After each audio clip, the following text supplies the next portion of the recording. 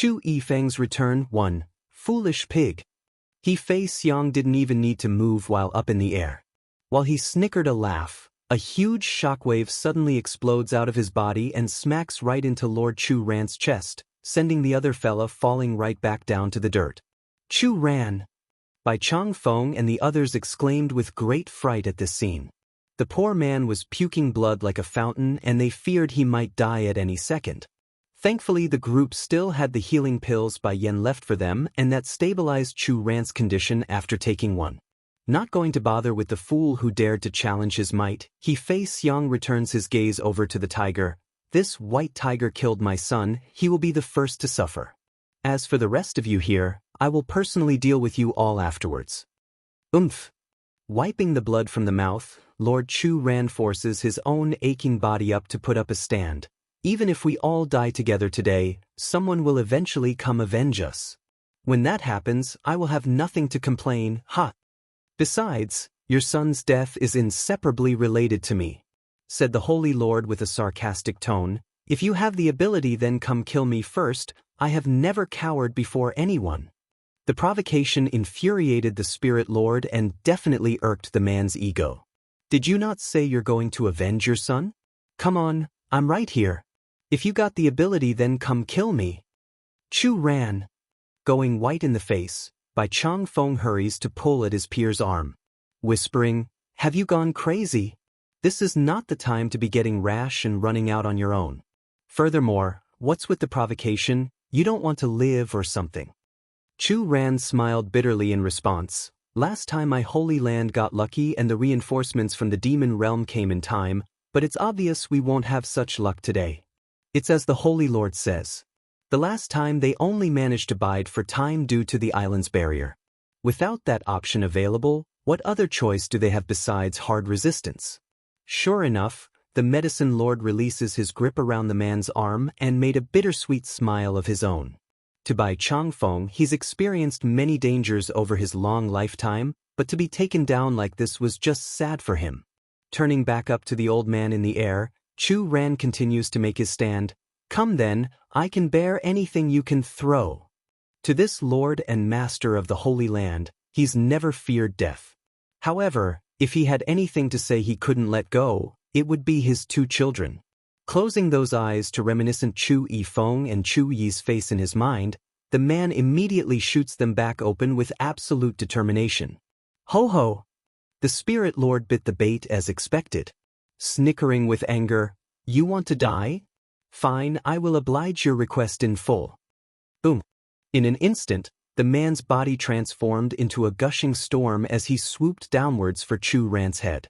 However, despite the Holy Lord not moving and having his eyes closed to anticipate the oncoming punches, nothing came. Seconds later, finding it to be quite off, Chu Ran slowly opened his eyes again to an unbelievable scene. Chu Yifeng's return, too. Despite having only that back facing himself, Chu Ran could still immediately recognize who that pristinely white figure was. Yifeng, he's back? The new entry didn't respond to the name, only staring up to the foe using those frosty eyes that could slice a person if they crossed his path. Bang! Giving a slight shove of force, He Fei Xiang was promptly repelled backwards by several meters in length due to the act. Who are you? The Spirit Lord asks with shock apparent all over that face. This land still has people who can resist my attack? Chu Yifeng. His answer was bland and indifferent, just like someone believing it's a waste of energy to even respond. Chu Yifeng? He's Chu Yifeng? Chief Wu Wei nearly popped his eyes out over that name. He's lived his life out inside the isolated Misty Fairy house, so it's no surprise that this chief never seen the young man before. So this man in white is that very young man? I've heard he's a real talented person, but isn't this a little too much for mere talent? I don't care who you are, anyone who crosses me today must die. There's fire spewing out of the Spirit Lord's eyes right now when he made another swing at Chu Yifeng's body. Sadly for him though, it was a mistake because the attack did not connect. Instead his punch was firmly caught by the young man's own hands. I don't care who you are either, those who trespass onto the Holy Land dies. Following every word from the young man's mouth, Fei Xiang would feel increasingly more uncomfortable, like blood's going to gurgle out of his throat. Next thing the Spirit Lord knew was a sudden sharp rise in the gripping pressure around his own fist. Clack. That's the sound of bone breaking, and it was his. Little Rice didn't miss this at all and sparkled with deviousness. Young lord, these assholes are here to steal my mistress's miracle. They want to hurt my mistress. Boom. A huge surge instantly seeped out of Chu Yifeng's body, causing his whole existence to become dangerously cold. You people are here for Yenner? This time Fei Xiang couldn't hide the panic that's come to grip his heart. The reasoning? It's because this Spirit Lord could tell for certainty this new individual was at least in the middle divine tier or higher. Speak, are you here for Yenner? Chu Yifeng reiterates his question, that tone freezing even to the coldest of terrains. Speaking through gritted teeth, that's right, I'm here for the miracle, what about it? This land never should have had it to begin with. Little Rice only shakes his head over how dumb the foe was for answering. Did you hear that? He's here for the miracle, that means he's here to steal it off my mistress.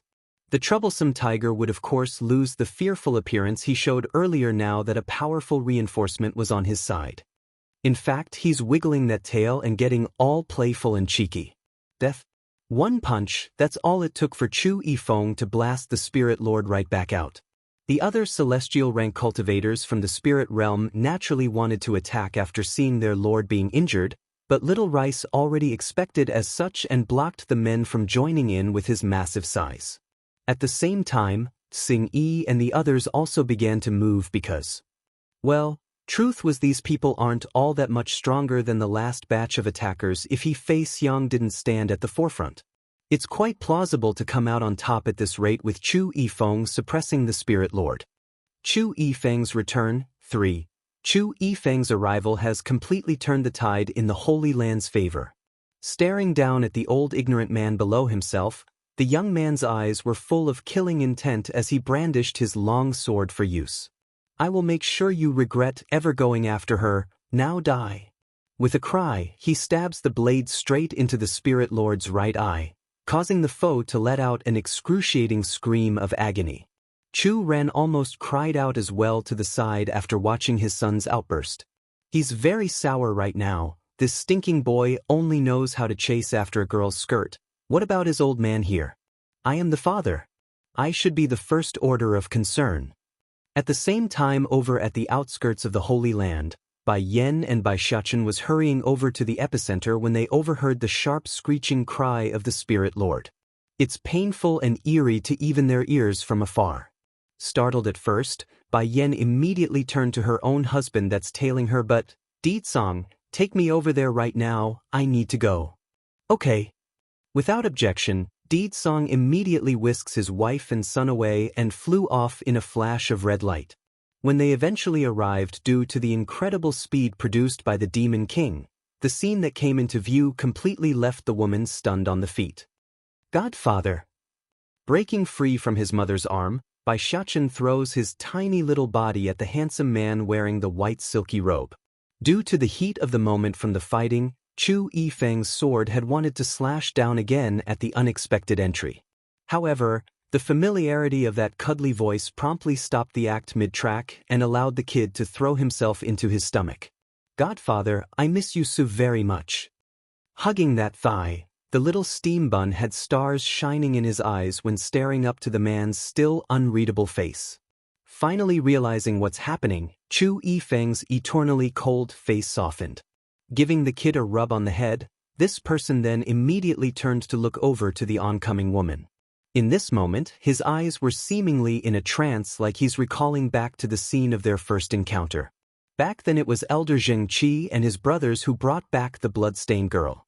At first he couldn't even see through to that face due to all the grime and red. However, his attention never did leave the lass due to the baby boy in her arms.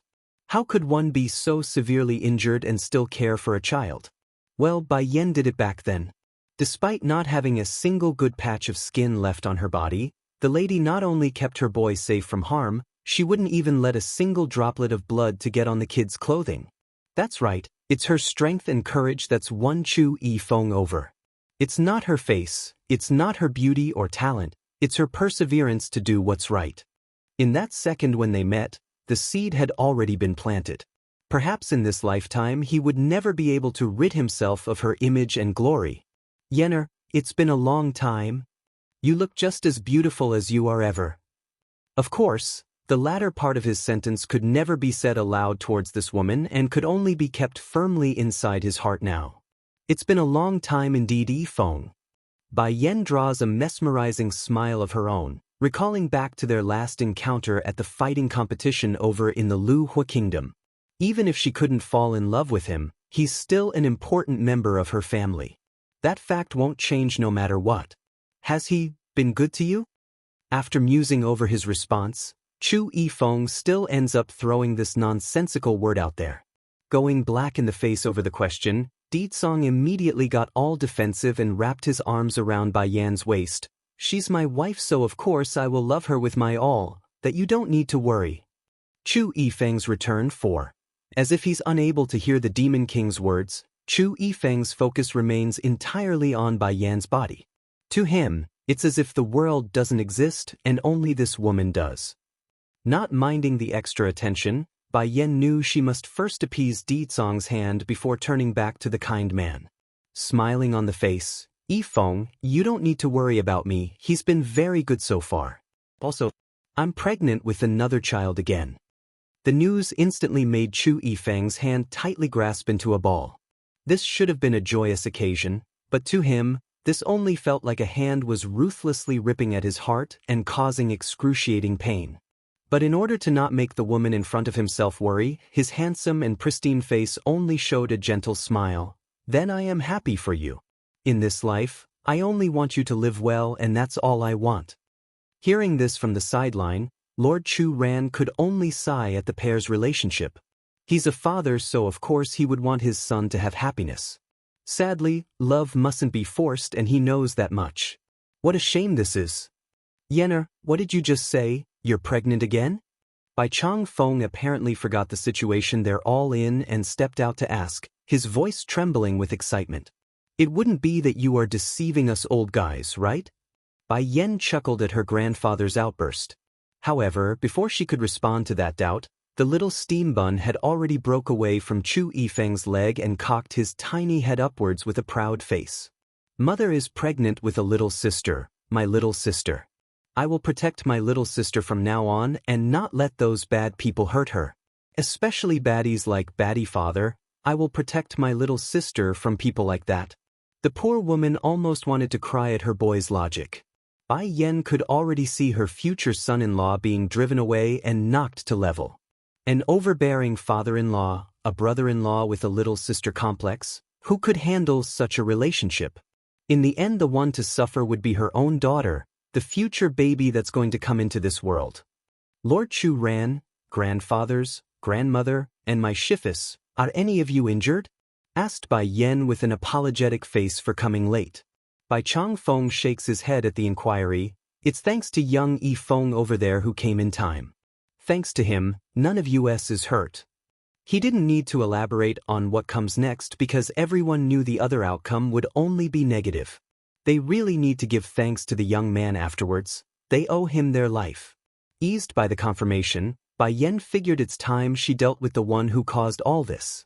Smirking at the injured He-Fei Xiang, so you're the spirit lord? The old man shuddered at being their focus. He-Fei Xiang had already recognized Ditsong's identity as soon as the Demon King made his appearance, so he didn't say nothing. Ditsong, help me abolish his strength and then have someone send him back to the spirit realm. Bai Yan spells out her wish, leaving her grandfather and the rest confused as to what she intends to accomplish by doing so. Contrary to the confusion felt by the others, He-Fei Xiang on the other hand only felt a ray of light shining down on his injured self that was missing an eye. Is this woman going to let me go? Bai Yan didn't explain though despite all the looks coming her way. Making a lazy stretch, I am tired so I'll go rest first. Xiachen, let's go. Okay. The little steam bun didn't delay and hurried back to his mother's side, that face showing innocence and joy at being able to share a bed with Bai Yan again.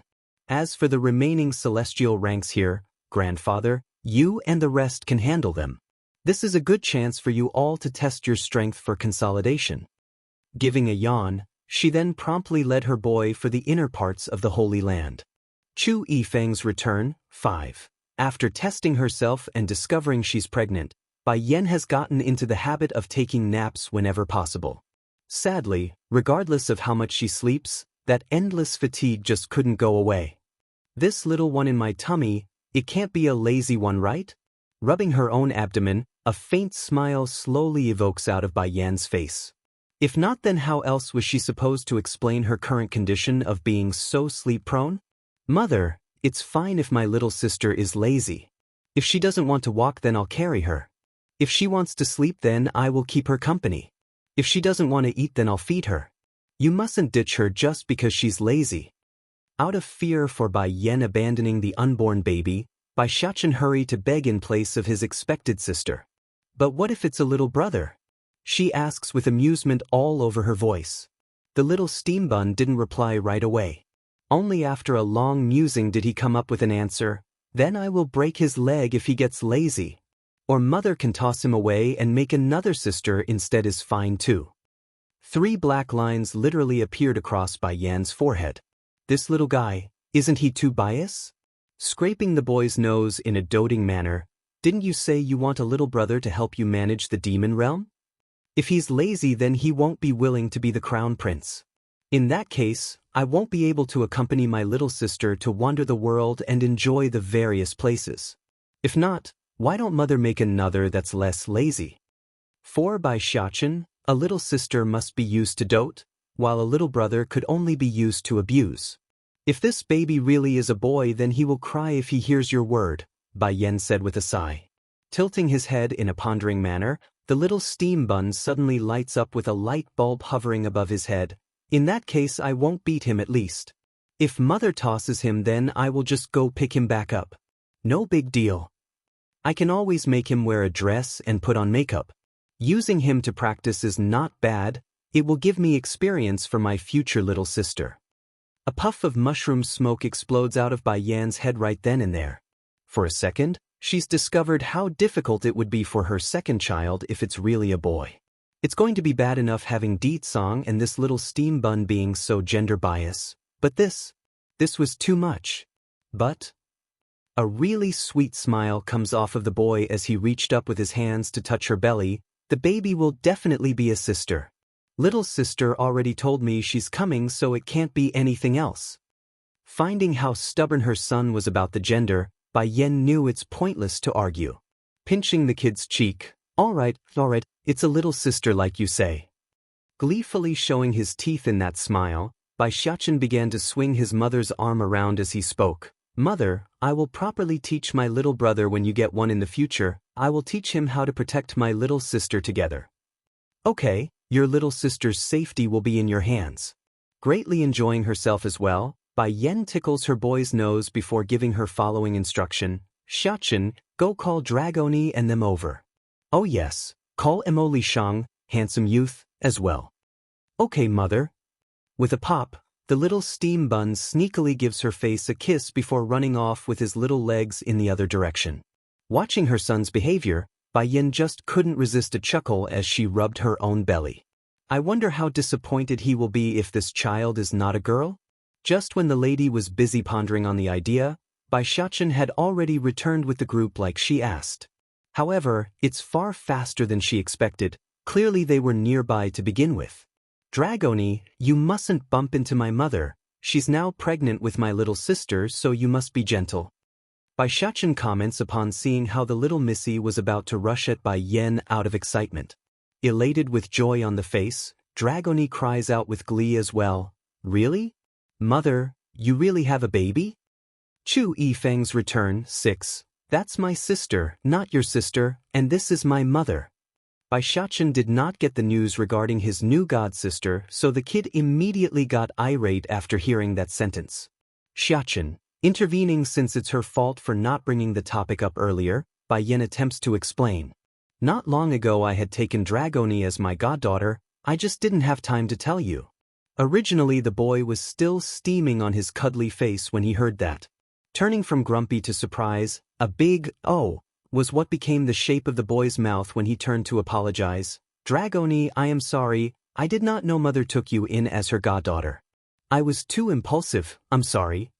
It's all right, I don't blame you. Dragoni shakes her head with a broad smile of her own. Dragoni, Xianxia, I still have here a few godhood Dan pills. Take them. Handing out the extra pills she reserved for the group.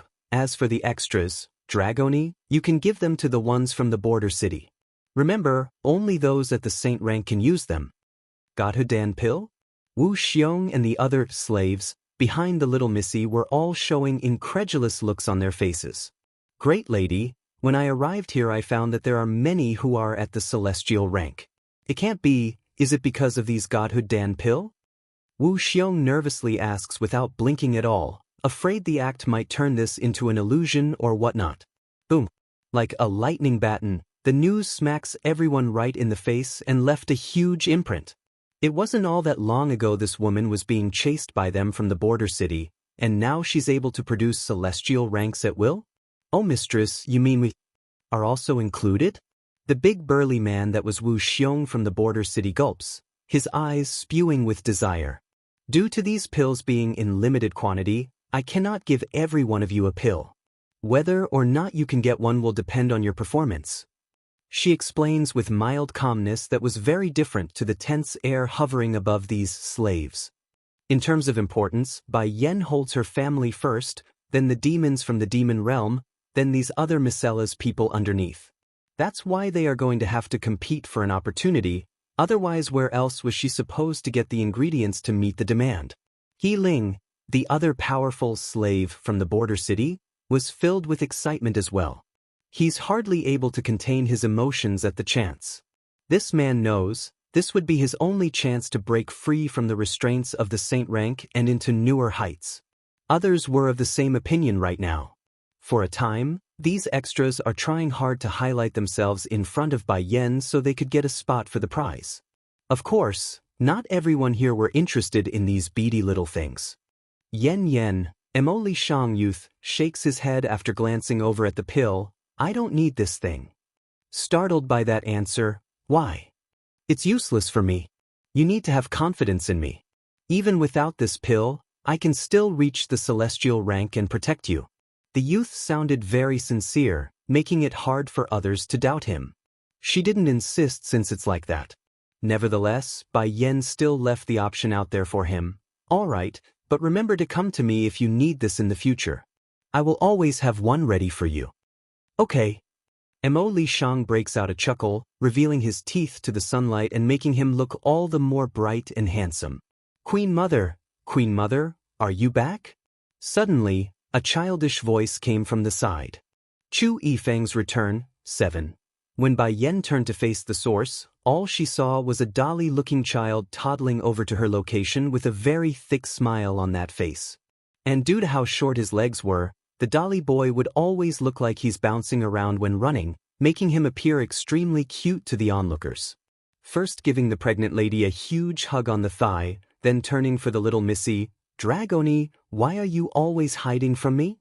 The human form piggy just didn't understand why the little missy would keep avoiding himself. He didn't do anything wrong. Dragoni promptly took several steps back at the question. Because I hate pigs.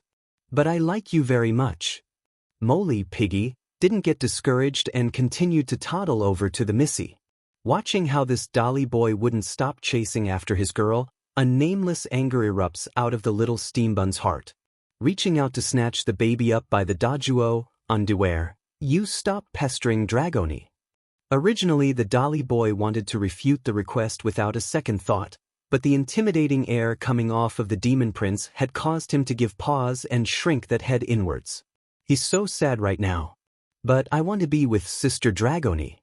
From the first time he saw the dragoness, he's already dead set on protecting her. That's a belief the piggy won't give up no matter what.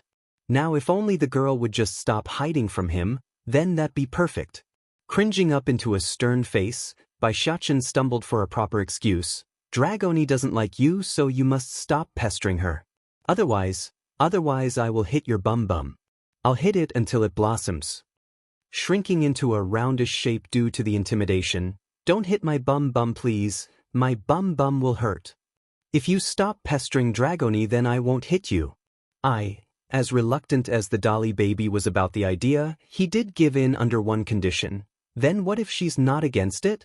Does that mean I can be by her side and protect her?" Bai Xiaoqian's anger grew even deeper. "No. Why? I say no is no." Bai Yan was all smiles at this picture. How aggressive her son was getting, how her goddaughter was hiding behind the boy for protection. She could already see the pair getting along together well in the future. Truth was, rather than being a goddaughter, this pregnant woman would rather have the dragoness become her daughter-in-law. "Son, don't scare Molly anymore, come rest with me." Bai Yan's sentence immediately made the little steam bun drop the baby and run back over. "Mother, are you tired? I will help support you back to rest, you watch your steps." With his help, the mother and son began heading for the island at the center of this place, but that's not before the boy called out to her newfound sister, "Dragoni, why are you still standing there? Come help me with mother." Dragoni's eyes lit up at the beckoning. She's elated to be able to help and hurried to help support Bai Yan's other free arm. To be treated like a patient by both her children, Bai Yan just couldn't help but make a helpless smile. "I am not this weak yet, but you too, you look so adorable like a nice little couple." "What is a little couple?" asked Dragoni with a clueless voice. "Dummy." Bai Xiaoqian knocks the girl's head. "You are so dumb. A little couple is people like mother and baddie father." "Oh." Dragoni nods her head like she's got it now. "But me and Gidge, older brother, are siblings. I don't want to be a little couple." Duh. Bai Yan's face got all black with lines running through it. She did not expect the one to reject the idea to be the girl here. Normally in these situations it's the boy who does the refusal out of embarrassment. Chu Yifeng's return 8. Bai Xiaoqian also nods his little head in seeming agreement. "Mother, Dragoni is right, we are brother and sister, so how can we be husband and wife? Wouldn't that be incest if we do so?" Bai Yan's face grew even more black as her throat garbled for a proper response. It's as if a rock just got chugged down the poor mother's throat and left it there. Where did they learn such words? Moreover, they are not even related by blood. Since the two little fellas had no intent for each other, then that's fine. It's not like Bai Yan must have them become a pair. After all, love mustn't be forced. Whatever they do would be their own choice in the future. Spirit Realm. Standing above in the bristling air, Lu Qingyu was currently gazing down at the crying and pleading group of people that once brought nightmare into her life. She's feeling absolutely refreshed and pleased to the point where her lips had curved into a grin. These people, they're finally getting retribution. This lady would never forget how these people treated her mother after she lost favor. The humiliation, the ridicules, and the laughs, those pictures would never leave Lu Qingyu's mind. But now, her revenge has come, and they are going to pay for everything. First Elder. Fourth Elder gallops over from the distance, his face smiling when reporting, "We are almost done here with this group and some of them are willing to surrender to us. What should we do with them?" Nodding in understanding, "Let them enter into a slave contract with me, I will let them live if so. On the contrary, if they refuse then kill them as is." "All right." With the permission granted, Fourth Elder promptly went back to the holding compound to drag those who are willing to obey over. Many are shivering hard right now in front of all these demonic beasts parading around their location ready to tear into their bodies at the first sign of resistance. Heck, some were so scared at this point where their pants had started to urinate, thus creating a foul odor in the air. "Everyone listen." Though faint, First Elder's voice was clear and thunderous when speaking to these frightened captives. "If you want to live then be contracted by a slave contract, otherwise your other option will be death on the spot." No rejection came from the gathered crowd at the threat. They're all trembling and hanging their heads low due to the fear they felt. Seeing how there's no struggle, the elder promptly released his aura to blanket over the bunch. Very soon, the ritual for the binding was beginning to materialize and bond with their souls. Exhaling a long breath after the deed was done, "All right, you will all come back with us to the demon realm as slaves for life. This spirit realm will no longer exist." But right as he's about to turn and leave, something unexpected occurred and interrupted his departure. It's a huge white tiger, and in its jaws were a man that were quickly recognized by the various captives once they took a look. There's shock and disbelief in their eyes over the identity of the individual. Originally, they thought the invasion upon the human world would be a given success with the Spirit Lord leading the attack force. But what are they seeing? But what's this they are seeing? Fei Xiang's been captured?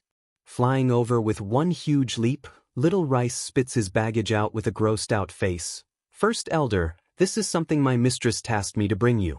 Don't worry about his strength though. The king already abolished his Dantian core, so he won't be putting up any resistance. Since the moment of Fei Xiang's appearance here, the man's daughter Lu Qingyu could no longer hold back her excited emotion. Covering those lips with both hands, tears came boiling out from those eyes. Fei Xiang finally has his day. Ha! Talk about retribution and karma. He finally got what he deserves. Look, mother, this man finally got retribution for what he did to us. Chu Yifeng's return, 9. You are alive? Fei Xiang's gaze promptly revealed a look of dismay and panic as soon as his eyes met with his daughter's. He just couldn't believe Lu Qingyu was alive and well because he had sent several celestial rank cultivators after her that night. There's just no way in his opinion for the girl to flee under such pursuit. Snickering a cold laugh, a dagger instantly flashes into existence around the woman's hand. Are you disappointed that I'm alive? I am your father Qingyu. What are you doing? Father! Lu Qingyu seems to have heard something hilarious and bursts out into a hysterical cackle. If you really thought of yourself as my father, then would you send someone to kill me? Not only did you cause my mother's death, you also caused Elder Jun's death. Once again, the image of her mother's desperation and Elder Jun's unyielding determination flashes across her mind again, causing her hand to grip tightly and eyes turning red from hatred and resentment. Don't you always want to know why I went to the human world before? I can tell you now. It's because I accidentally overheard your talk about the miracle there. That's why I went. I wanted to get it before you do. Turning a taunting smirk at the crippled man, but I didn't get it, as you can see. I was caught by Yen after failing to do so, and then I willingly submitted myself to her. Regardless of their first encounter, or the fact that she's now a slave to another, just the part that Yen could deliver this dreaded man to her face for judgment was more than enough to earn Lu Qingyu's loyalty. Fei Xiang's heart started to shake hard. He finally knows why the woman back in the human world didn't finish him right then and there. It's for this moment. That woman is truly ruthless. Even at death, she won't let me have my dignity.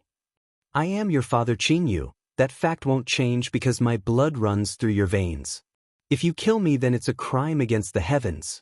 In the future, fate will definitely punish you and lay judgment in the afterlife. A stream of seething mockery filled the lady's voice. What about the heavens? What about my afterlife? As long as I can kill you, then I am satisfied.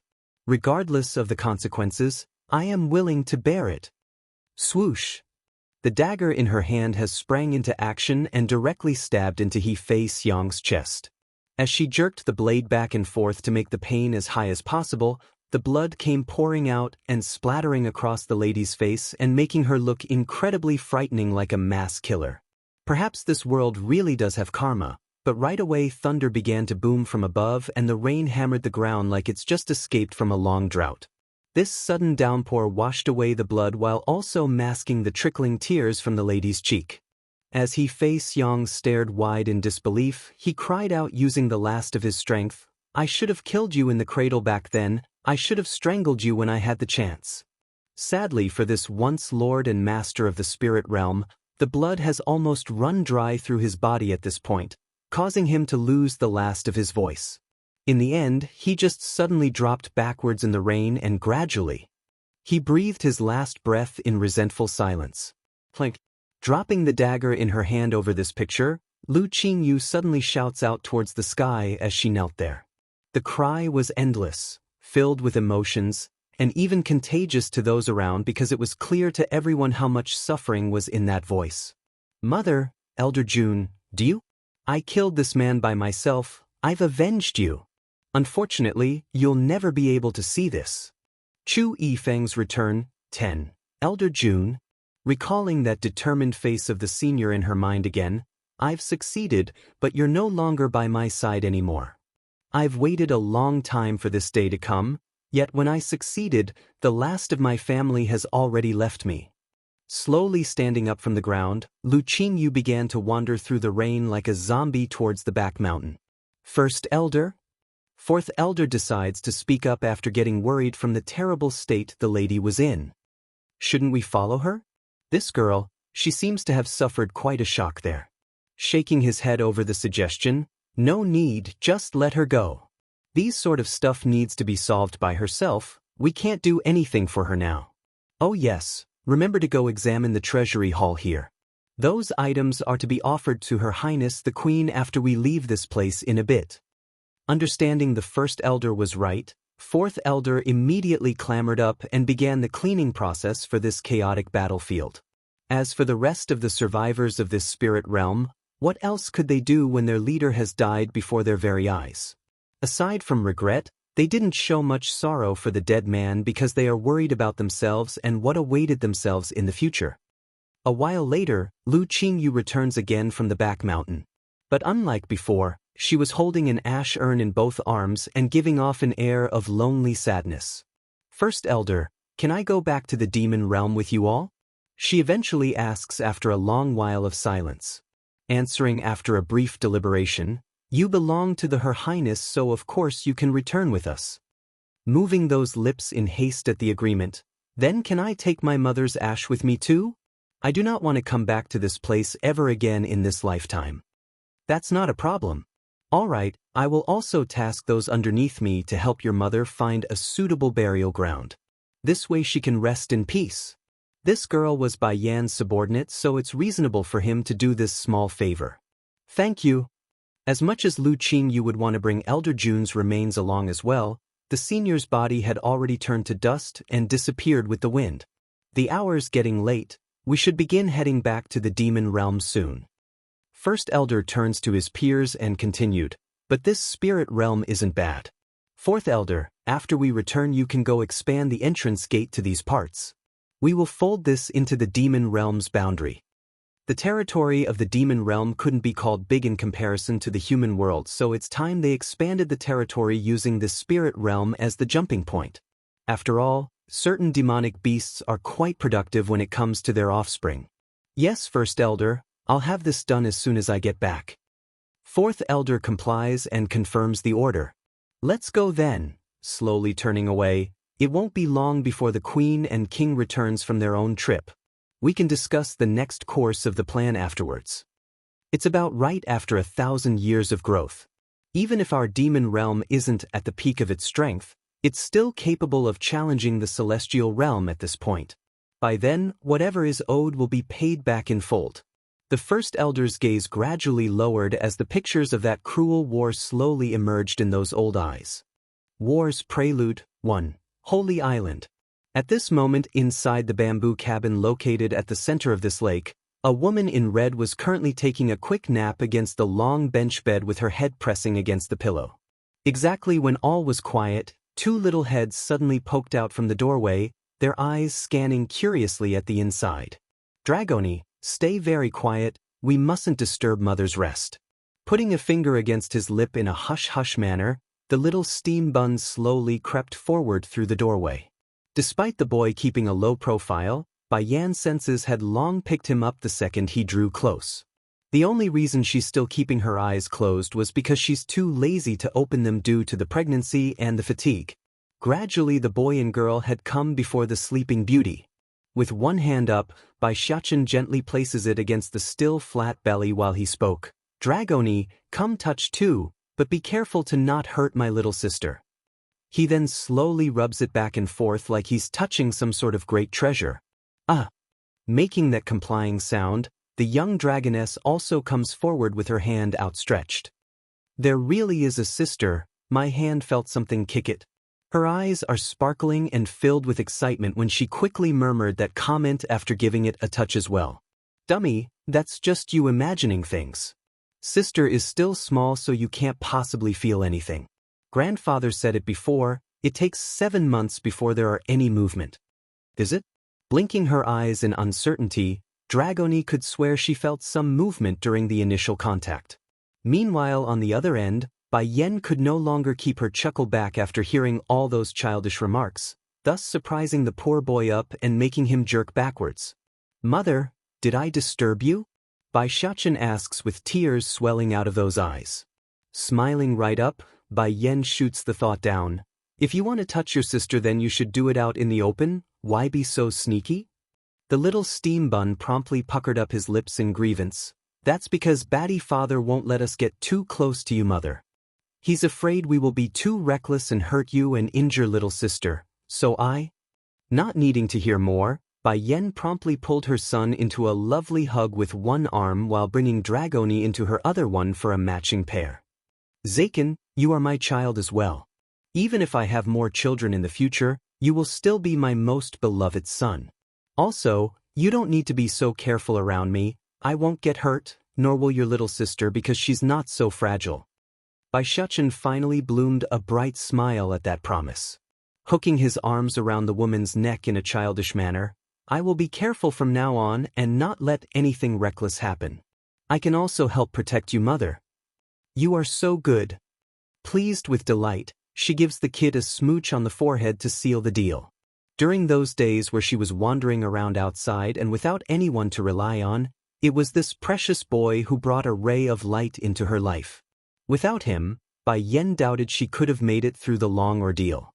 For that reason, her first son would always carry a special position in her heart and no one could replace it. "Mother, you have a good rest first. Me and Dragoni will go out and play first." Jumping down from the bench bed, the little steam bun makes a gleeful smile as he spoke. "I found a really interesting place some time ago. Let's go check it out, Dragoni." War's Prelude 2. Dragoni has always been very obedient, especially in regards to Bai Xiachen's words. After getting the call, she immediately got up from her spot as well and was dragged away through the door again. Looking up at the two playful little kids, Bai Yen couldn't be any more happy and allowed herself to return to that lazy position of leaning against the bed for sleep. Unfortunately, someone here apparently didn't get the memo and decides to interrupt her nap by swooping in with his blasted hand and touching the cheek. "Are you awake?" Giving a lazy stretch, she gazes up with an unreadable smile. "Did you tell Xiachen and Dragoni to not come around me?" Di Tsong could literally hear the rock dropping in his heart. Pondering on the pros and cons of lying or telling the truth, he decides to nod in the end and come clean. Di Tsong. Retracting her smile, the dominant wife promptly grasped onto her husband's collar. "Xiachen is my son." "I know." Afraid the struggle might cause an accident, Di Tsong hurries to bring his wife into a hug so he has a good hold on her. "I know a woman is the most vulnerable during their pregnancy, that's why I told him not to come by. I was afraid he might hurt you with his recklessness and hit you." "Who told you I was vulnerable?" she demands with narrowed eyes of daring warning. Your grandfather." Grinding her teeth in frustration, she makes a snickering sneer at that answer. "And am I a normal person to you? That only applies to ordinary folks, you idiot. When I got hit by the heavenly thunder, did I get hurt? Am I not fine in front of you right now? How can a little child cause me harm?" Di Tsong could clearly feel the seething flame quickly growing inside his wife's voice, so the man promptly meeked up in hopes of winning some forgiveness. "Are you angry?" Despite Bai Yen saying nothing and only pricking up that brow, the poor demon king already knew the answer. Hurrying to defend himself, Yen, I only told Xiachen to not get too close to you. I didn't tell him not to come see at all. You know how he always rush into you whenever he sees you. I was afraid he might." That's right, he's afraid his wife might get hurt from the little guy's careless tackle. In terms of importance, a daughter would always be more important to this demon king. "Di Tsong, I know you are worried about me, but Xiachen has enough awareness that he won't do anything dangerous around me. So you don't have to." "I understand, next time I won't again." Tightening in his grasp around her waist, the blasted man prints a kiss on her lips before getting permission. Shame though, the act he himself caused had ignited a desirous flame in his lower part which promptly got hard and long. If not for the child in his wife's belly, he would most certainly have a go right then and there. Letting go before he loses control. Yen, I actually came to tell you something. My subordinates that was inside the secret domain have all been summoned back. We're ready to begin the assault against the celestial realm. I want to use the border city as our jumping pad for our forces. That fast? She asks with a hint of surprise.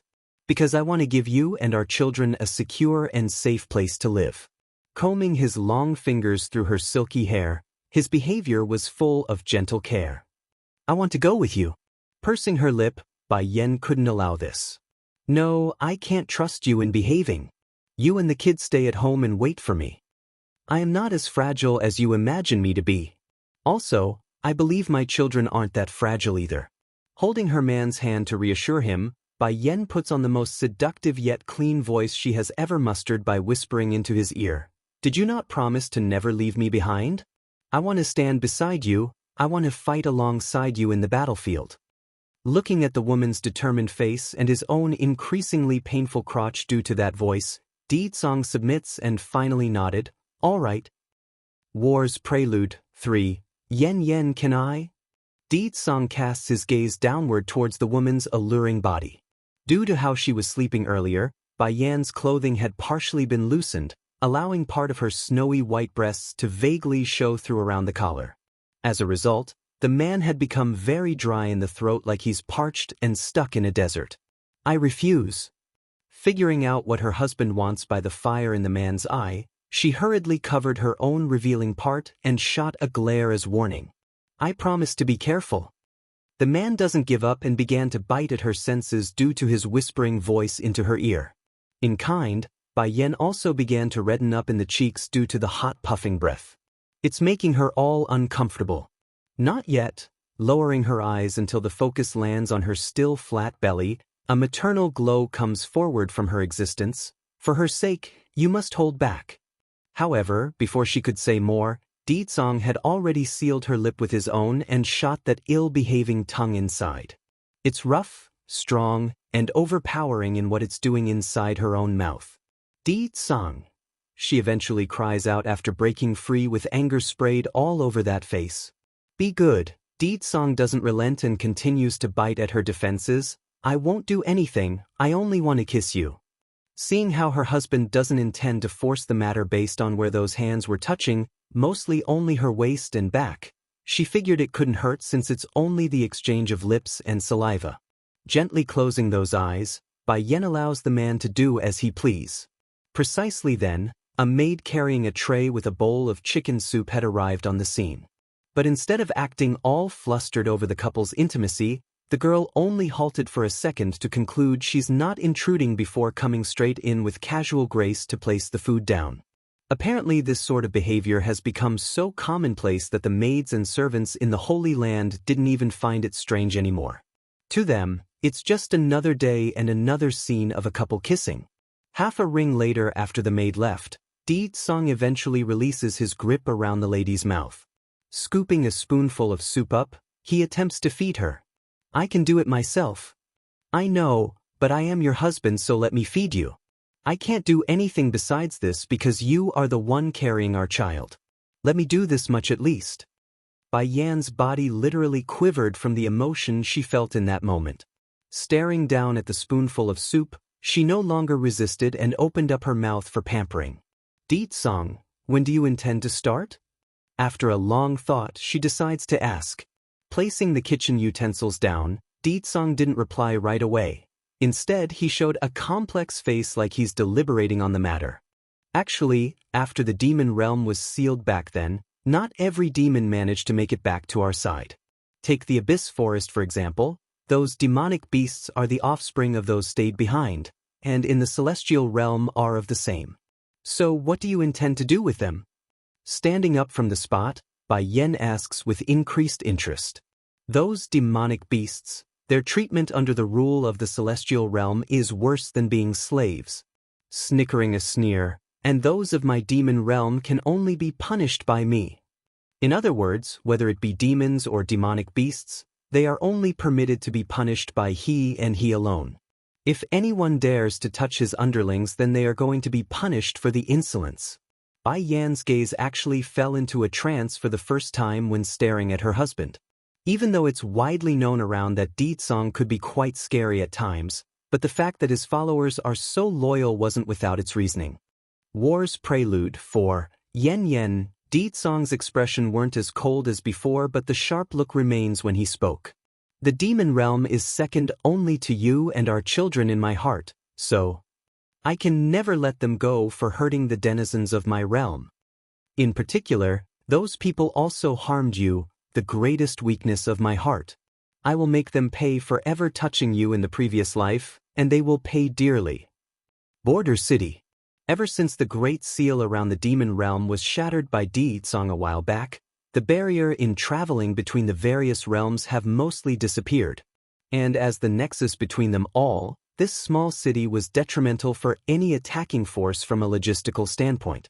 As a result, the mood hovering in the air here have grown increasingly more tense in recent days due to all the demons arriving on the site. Right now, inside a majestic palace inside the celestial realm, several old figures were sitting silently around a long table when the door to their meeting were interrupted. A guard partially takes to the knee when speaking. Esteemed ones, we still haven't heard from the celestial lord yet. The news immediately made the occupants all show an ugly face. It's been 1,000 years already. The celestial lords still haven't come out of the shadows of that event? Keeper Ling, were we wrong in forcing his lordship before? One of the seniors wearing an ash-colored robe sighs with a frown. He's left us for 1,000 years and never once returned, and now there's not a trace of where he's disappeared off to. Perhaps if we didn't make him choose, then he and the lass would have gotten together already. What's the point of mentioning that girl now? It's not like we had a choice back then either. We also wanted the lass to be with his lordship as well, but who told her to get together with the demons? And there's that prophecy. She's the one who's going to subvert the celestial realm. For the sake of peace, she must die. The one known as Keeper Ling makes a cold smirk and showed no sign of guilt in his behavior. It's as if whatever he did was for justice and without fault. Boom. Suddenly, the door to this meeting room was pushed open again by a dainty hand. It's a woman who walked in on the group. Wearing a fluttering white dress, this lady looked like a true fairy with that air of divinity hovering around her existence. Keepers, did the celestial lord not return yet? Ruo Shi, the ashen-robed elder, was full of sadness when speaking. Don't worry, we will be sure to have Chu Yi God come back. He is the celestial lord and this realm cannot be without him, not to mention you also waited a millennium for him. Yun Ruo Shi smiled bitterly at the failed comfort. If he had wanted to come back then he would have done so a long time ago. Keepers, please let me know if there's news of him. That said, she then makes a slight bow before taking a leave with her maid in tow. Against this picture, the ashen-robed keeper couldn't help but shake his head. What a good girl she is. How can his lordship not cherish someone so wonderful when she waited so long for him? War's Prelude 5. Miss Yun is an amazing girl with prestigious background. Furthermore, the prophecy already foretold of her extraordinary future. She will one day stand at the pinnacle of this world. Only such a woman is worthy of being by the celestial lord's side, unfortunately. Another keeper laments the fact and shakes his head as well. Unfortunately, the Lord doesn't have her in the heart. As I said, we shouldn't have killed that lass back then. Abolishing her strength would have been enough. That way we can give her to the Lord as a concubine. That way he would willingly marry Miss Yun with peace in mind. Another offers his opinion. Men having multiple wives in this world is nothing new, yet these old guys here demanded we kill that girl. Now we can't even get his lordship to return after 1,000 years. No, such a scourge is better off dead. I remember I destroyed her soul, so there's not a chance for reincarnation. Only that way will we be able to live in peace. Keeper Ling sounded cruel and ruthless when recalling back to the past, refusing to accept that he made a mistake. They can't blame me.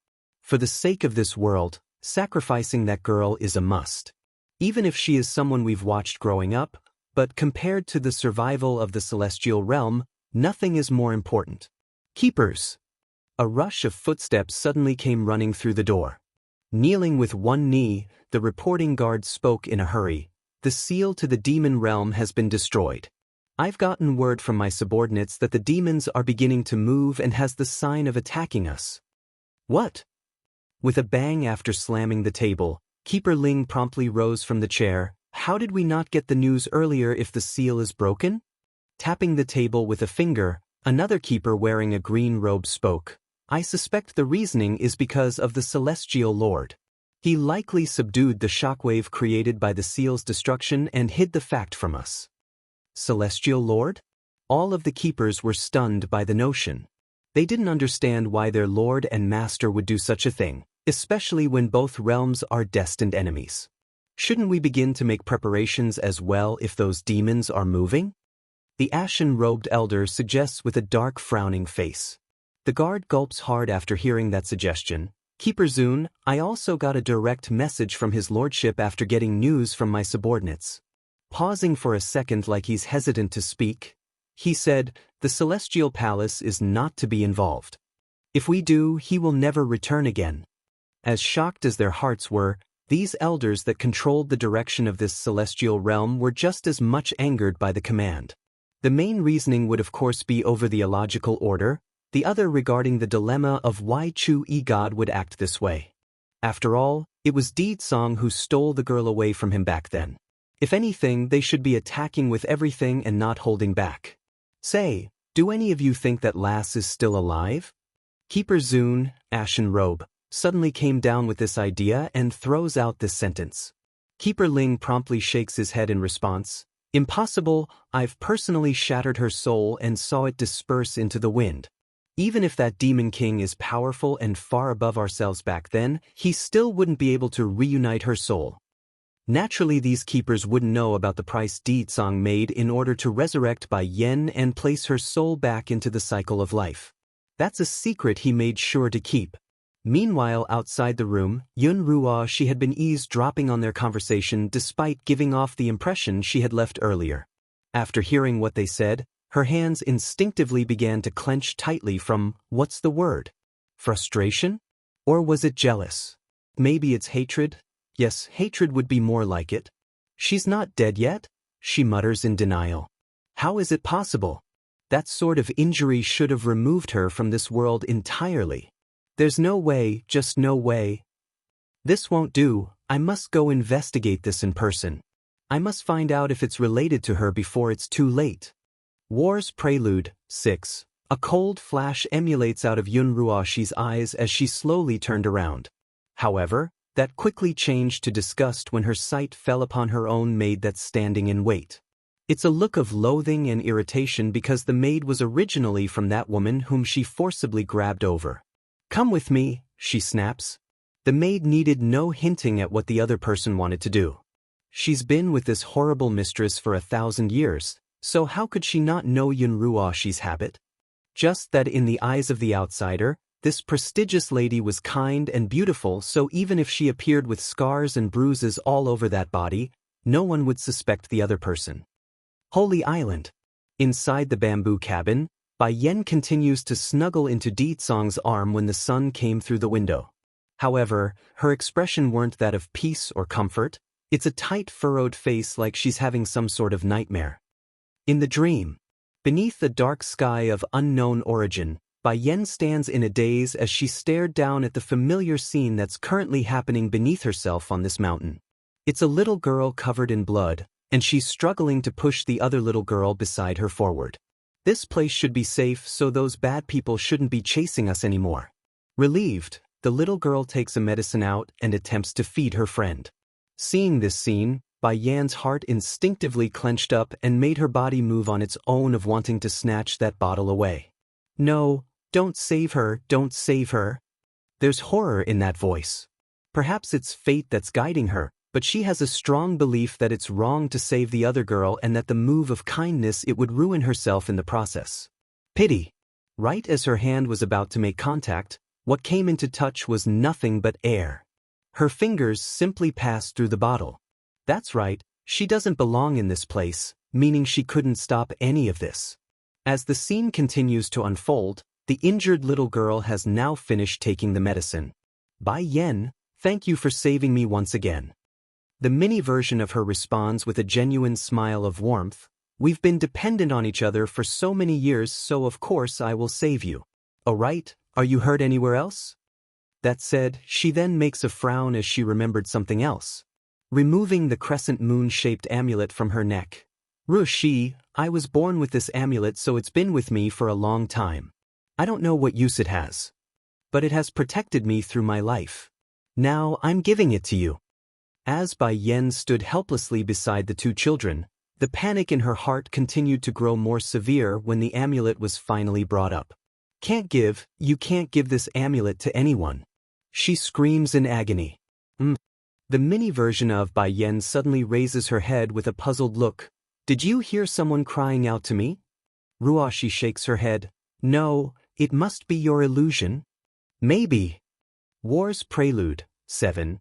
With a smile on her face, Mini Bai Yen helps lift the mini Ruashi up from the ground. This place still isn't the safest, so let's go, we need to find a better location. Bai Yen wanted to catch the mini version of herself when realizing they were about to leave, however, that's when a beckoning voice interrupted her act from the outside. Yen. Right as she opens her eyes from being awakened from the dream, the first thing that come into her view was the stunning face of a man staring down at herself. It's the look of worry and love. Yen, what's the matter? Why is your complexion looking so pale? Startled by that comment, she quickly checked her own cheeks and found the temperature to be exceptionally cold. It didn't take much to guess the sort of face she had at the moment. Deedsong, I saw memories of the past again. If at first she didn't know what the bloody battlefield was, then she most certainly do now. It's about her previous life, and the scene of herself and another girl just proves of it. Of course, the reasoning for such resentment remains a mystery for herself, but one thing's sure, Bai Yen holds a very strong grudge that couldn't be erased even after a lifetime. Understanding his wife needs comfort, Deedsong hurries over to wrap his arms around her shoulder to continue listening. What I saw this time is a pair of friends. Based on their conversation alone, I can tell they've been dependent on each other for a few years. It's just, I don't know why, but I hated that friend very much when I saw her. That kind of hate goes deep into the bones, so it's unmistakable. So, I suspect, perhaps she might have done something unforgivable to me in the previous life? Bai Yen looks up to her husband, hoping for some kind of support in that theory. Hugging that body even tighter. Don't overthink this anymore, I won't let anyone that hurt you before go. Bai Yen did not object to the idea. Leaning her head against his chest, she's finding this man increasingly more reliable to the point where only by being with him does she have a peace of mind. Okay, she says after a long while of silence. No matter what happened in the previous life, Bai Yen knows that as long as she has him, then that's enough. On the Holy Island, Bai Xiachen was currently sitting at the edge of the lake with his feet dangling off the water, thus causing a rippling effect on the surface. Highness. It's unsure when Dragoni had come before the boy, but she didn't hesitate to take a seat beside him. What are you doing? Dragoni, Mother and Batty Father may be starting their attack on the celestial realm soon. Unlike his age, a deepness that was normally found only in adults were shrouding over his face. I would likely have to go with them by then. I need to protect Mother and protect my little sister in her belly. Can you go back to the demon realm and wait for us? But the girl blinks and blinks. I want to go with you, I don't want to be left behind. Listen, this is too dangerous. With Mother's character, I know she won't want you to be in danger either. Hardening up in the face, the little steam bun remains stubborn on the matter. So go back to the demon realm like I say. Despite lowering her head over the persuasion, Dragoni has become rather sneaky as of late and showed a cunning light in those eyes. In her view, she could just secretly follow them from behind because she's not going to be a coward on this. Oblivious to the thoughts running through his friend's head, Bai Xiachen instead got up from the spot when his ears picked up the sound of someone coming from behind. Batty Father, Mother. Xiachen, Dragoni, you two go pack up. Once you are done, we will go say goodbye to your grandparents and head back to the demon realm. Bai Yen says with a faint smile. War's Prelude 9. Chu Yifeng furrows his forehead tightly as he mused over that knowledge. Shaking his head. No, I do not know him. That's so, Bai Yen sighed. Perhaps it's a coincidence. You and him are so similar that I thought you would be related to him in some way. Maybe I'm overthinking this matter and it's possible for two different people to look the same. Yifeng. Drawing closer to the man, Bai Yan wants to make sure her thoughts are made clear, so her following words are exactly what she feels. No matter what happens, you will always be Xiaoqin's godfather and my godbrother. I believe one day your fateful one will appear and you will be able to stop focusing on me. She now has nothing else to ask for now, only for this man to drop her from his heart. Only by doing so would he be able to find happiness like herself. Not answering right away, Chu Yifeng's gaze met the woman's before breaking out into a faint chuckle. Okay. From the first day that I met you, when have I ever refused your request? It's just this request, I'm afraid I won't be able to do it for the rest of my life. This time the man hid his sadness very well, to the point where Bai Yan couldn't even pick it up, patting that shoulder foolishly like she's solved a lingering dilemma. Alright, I'm going to go now because Ditsong is going to get impatient soon. You shouldn't stay outside so much either. Your father is a good man and he worries for you. That said, the woman didn't linger around and left for where her family should be waiting. To be clear, it's not like Bai Yan doesn't understand having someone give up on their love was a hard thing to do. The issue was she doesn't have any other solution. It's not like she could just give in to the other man's feeling and go behind her husband's back. That would be cheating on Ditsong, and she's not that type of woman to play around. Ditsong was already waiting by the exit when Bai Yan arrived at the mentioned spot. Finished? He asks with no discernible sourness. Shrugging at her husband's question, I've said what I need to say, whether he can let go is up to him. Anyways, why did you not stop me from being alone with him this time? Pulling his wife into an embrace, he gently strokes through that silky black hair with grace. You're my woman now, no one can steal you away from me. The main reason for his hostile behavior towards Chu Yifeng was because Bai Yan still hasn't accepted him, but now. Ho, she's already his woman, what more does he need to fret? He's never allowed anyone to escape his grasp before, and he most certainly won't allow that to happen with his own wife. Let's go, we will first return to the demon realm to discuss the plan for attacking the celestial realm. Bai Yan says this with a sweet smile of her own. It's never a bad idea for a woman to be wanted, and she's no different. Mother, it's then Bai Xiaoqin decides to interrupt the couple's lovey-dovey moment. How's godfather? Realizing they're not alone again, Bai Yan hurries to gather herself and looked downward at her boy. Don't worry, he will be fine. Declaration of War 1. It's then Di Xiaowan, demon princess, came running from the rear. Right as the girl's about to throw herself into Bai Yan's arm, Ditsong had already stepped in to stop her with a holding hand.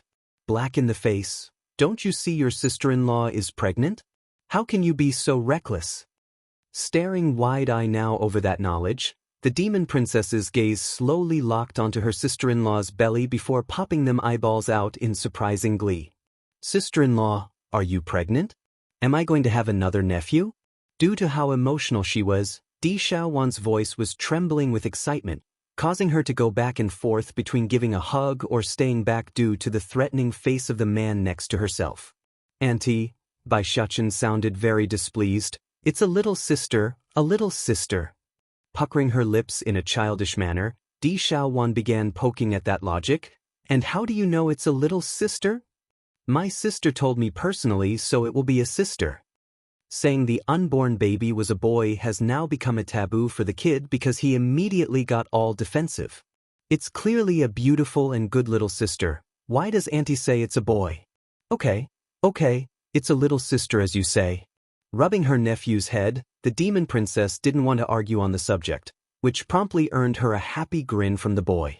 I will be a good big brother, I will protect my little sister. The little steambun's comment completely wins over the demon princess and made her give him a peck on the cheek. It's just too cute. Sister-in-law, letting go after her act, Di Xiaowan finally returns her attention to why she's here. Can I come with you? No. Bai Yan didn't need to think on the matter and refused right away. Your strength is too weak, so you can't go to that battlefield. Sister-in-law.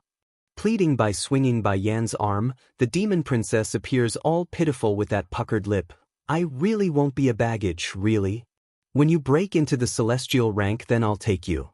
Bai Yan wasn't going to budge on the decision, so her answer remains firm. Hanging that head in a depressed manner. Okay, but my strength is sealed away and brother won't help me lift it. That said, The princess then shifted her sight onto the demon king like it's his fault. State teacher is already out looking for the materials to help lift your seal, bear with it for now. Really? Di Xiaowan's eyes lit up with a cheeky smile of huffiness. Don't think I will forgive him just like that. If it wasn't for him, sister-in-law wouldn't have run away from home.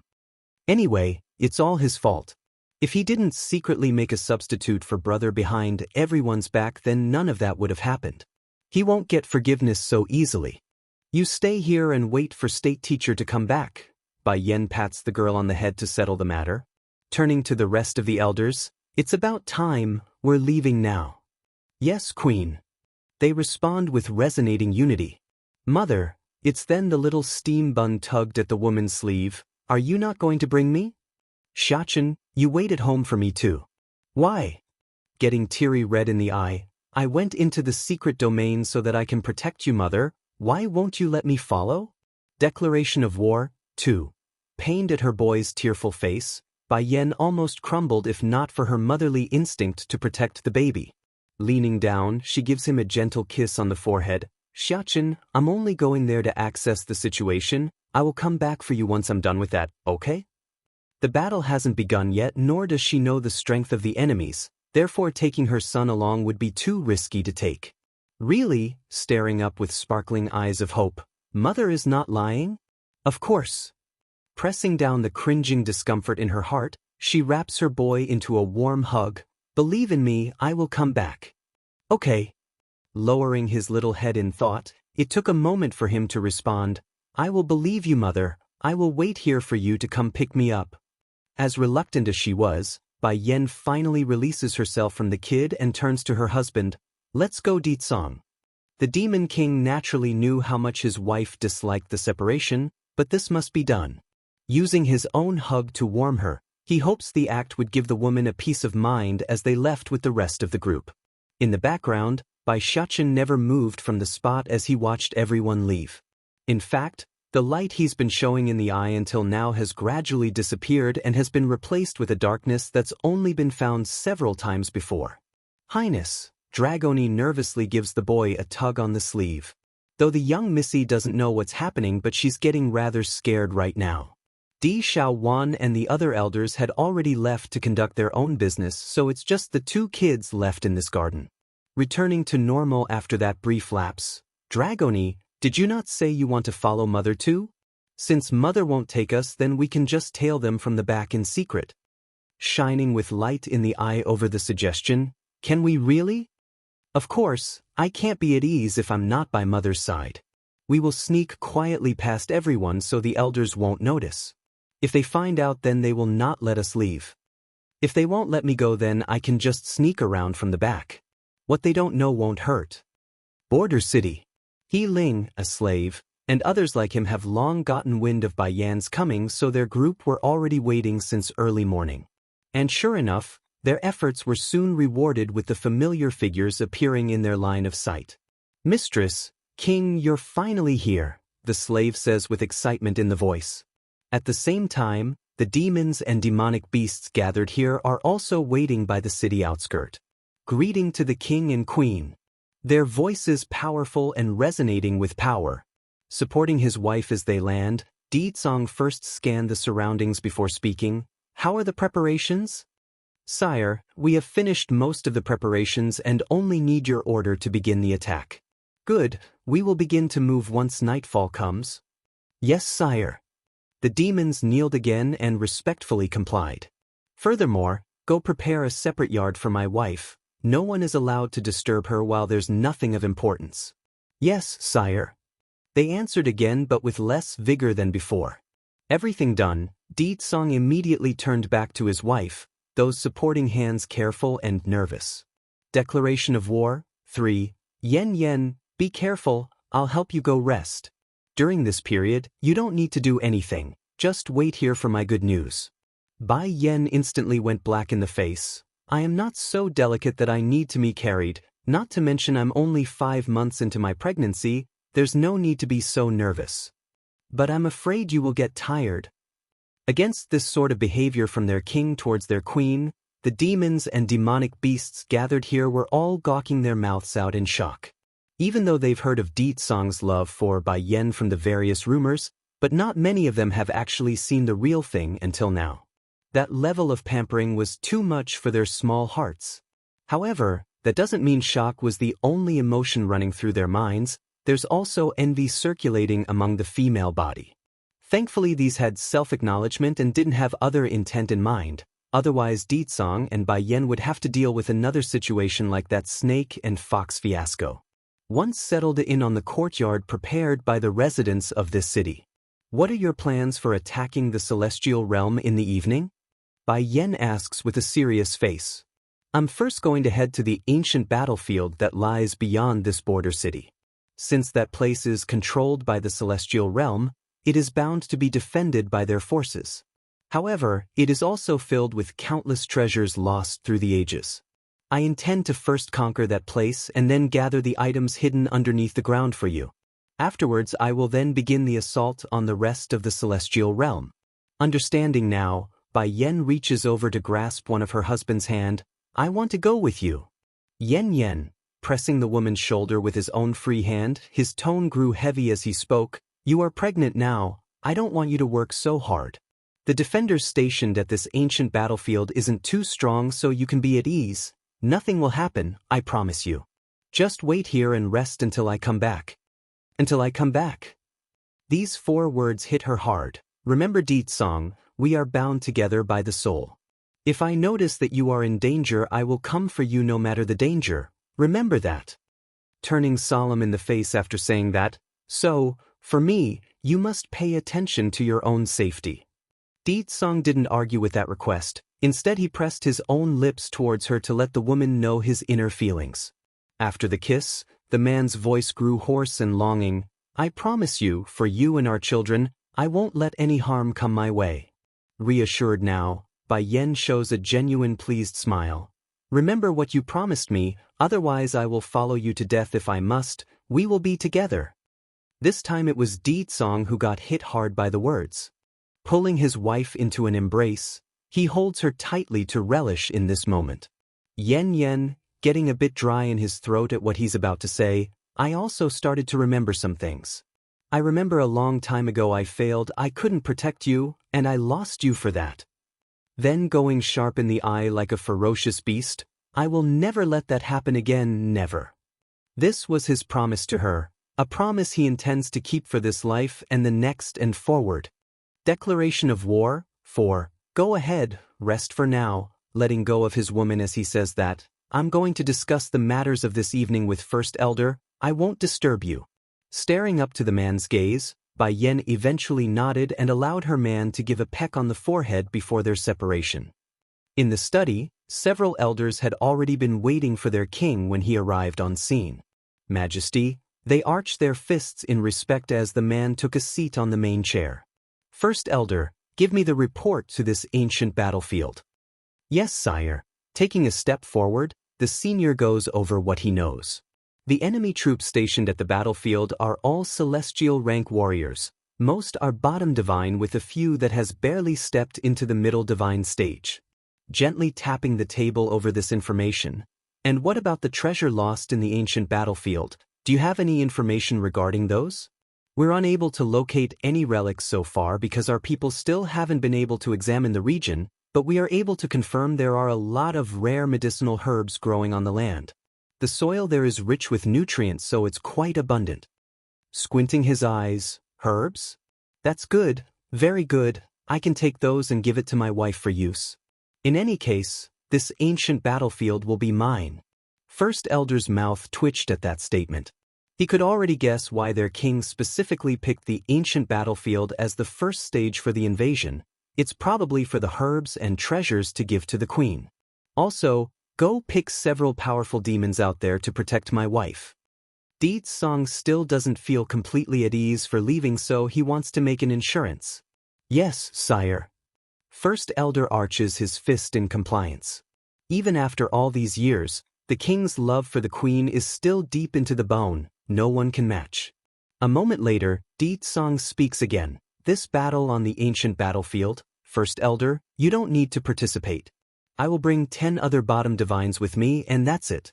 Taken aback by the order, the senior promptly protested, "But why, sire?" Sneering coldly, "This battle will inevitably raise the attention of those in the celestial realm. I don't want them to know our full strength, so 10 is enough." Truth was he alone was more than enough to wipe out the forces stationed at the battlefield. However, he's not going to waste time mopping up the weaker ones, so the 10 demons were for that, to handle the ones he couldn't care less to fight. First Elder naturally understood what his king was intending to do, and it made perfect sense. It's never a good idea to reveal all the cards before the final clash. "Okay, I'll make the arrangements." Not delaying, the senior immediately went out the door to carry out the command and left Third Elder and Fifth Elder exchanging looks among themselves to one side.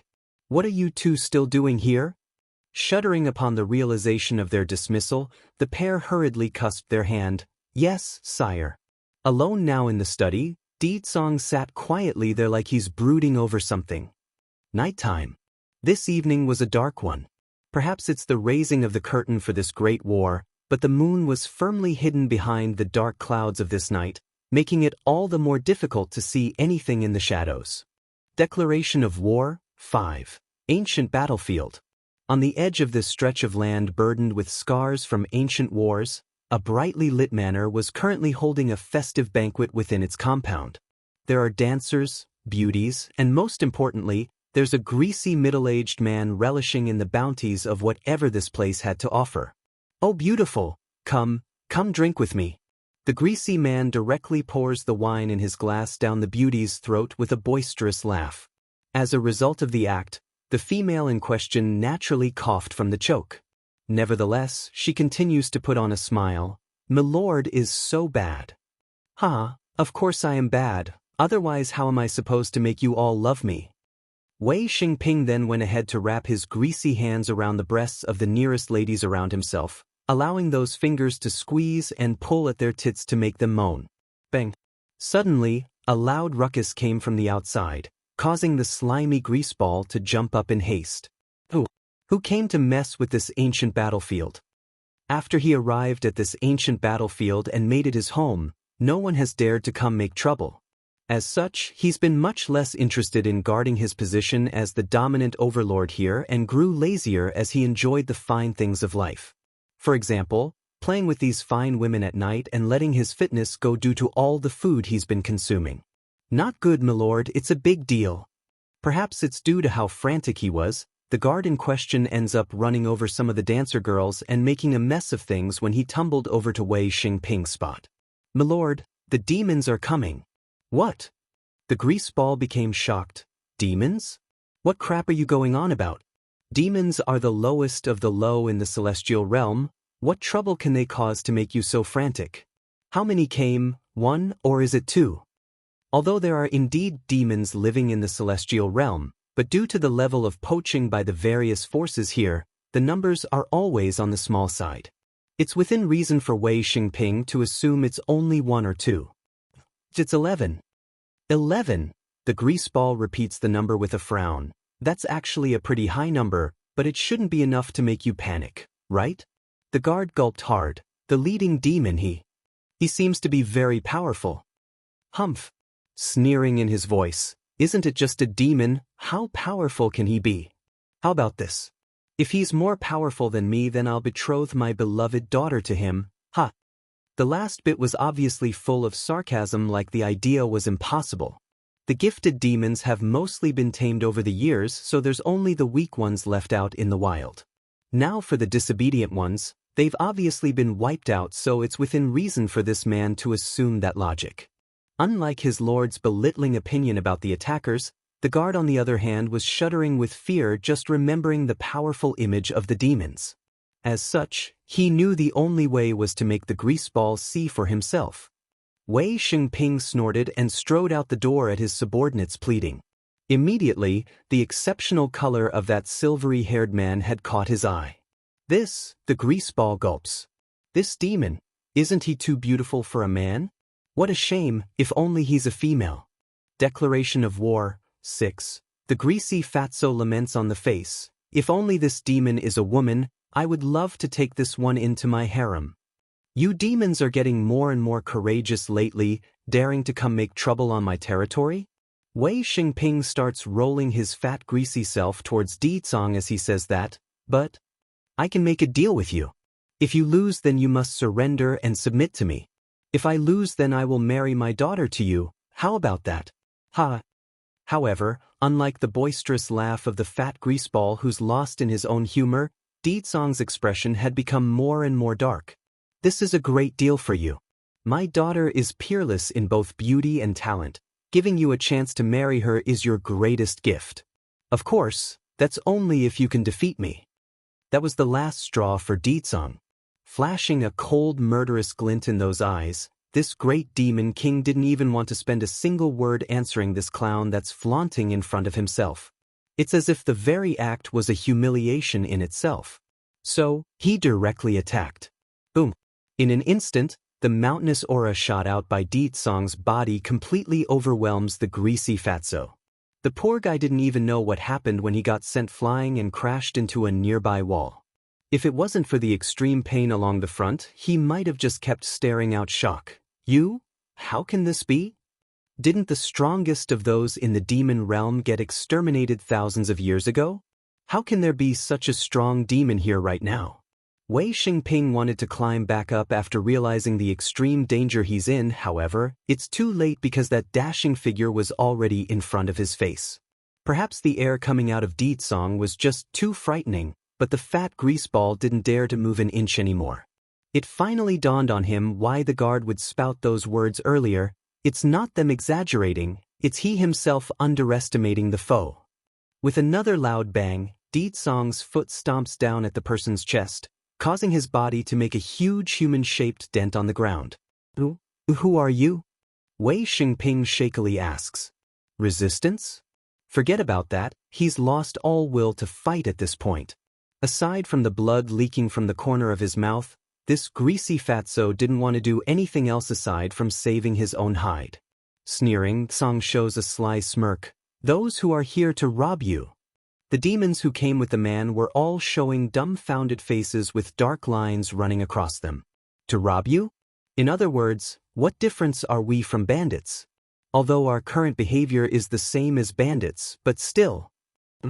The greasy fatso struggles to speak as blood came pouring out of his mouth. Please, I will give you anything you want, please don't kill me, I don't want to die. Finally releasing his leg from the man's chest, Dicong pulls the human out from the dented ground and stabbed his sword right into Wei Xingping's left eye. Ah! There's no need to act because the pain from losing his eye was excruciating. Now all that remains in the right eye were that of fear and horror. This man, he's not a demon, he's a monster. Declaration of War, 7. If you look at me again, then I will poke your other eye out and turn you into a blind man.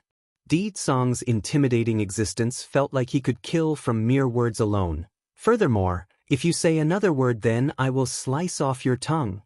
Wei Xingping trembled profusely at the threat. Keeping his head low, he's too afraid to bring the threat to test with his own life. I will wait here, go bring your treasures over.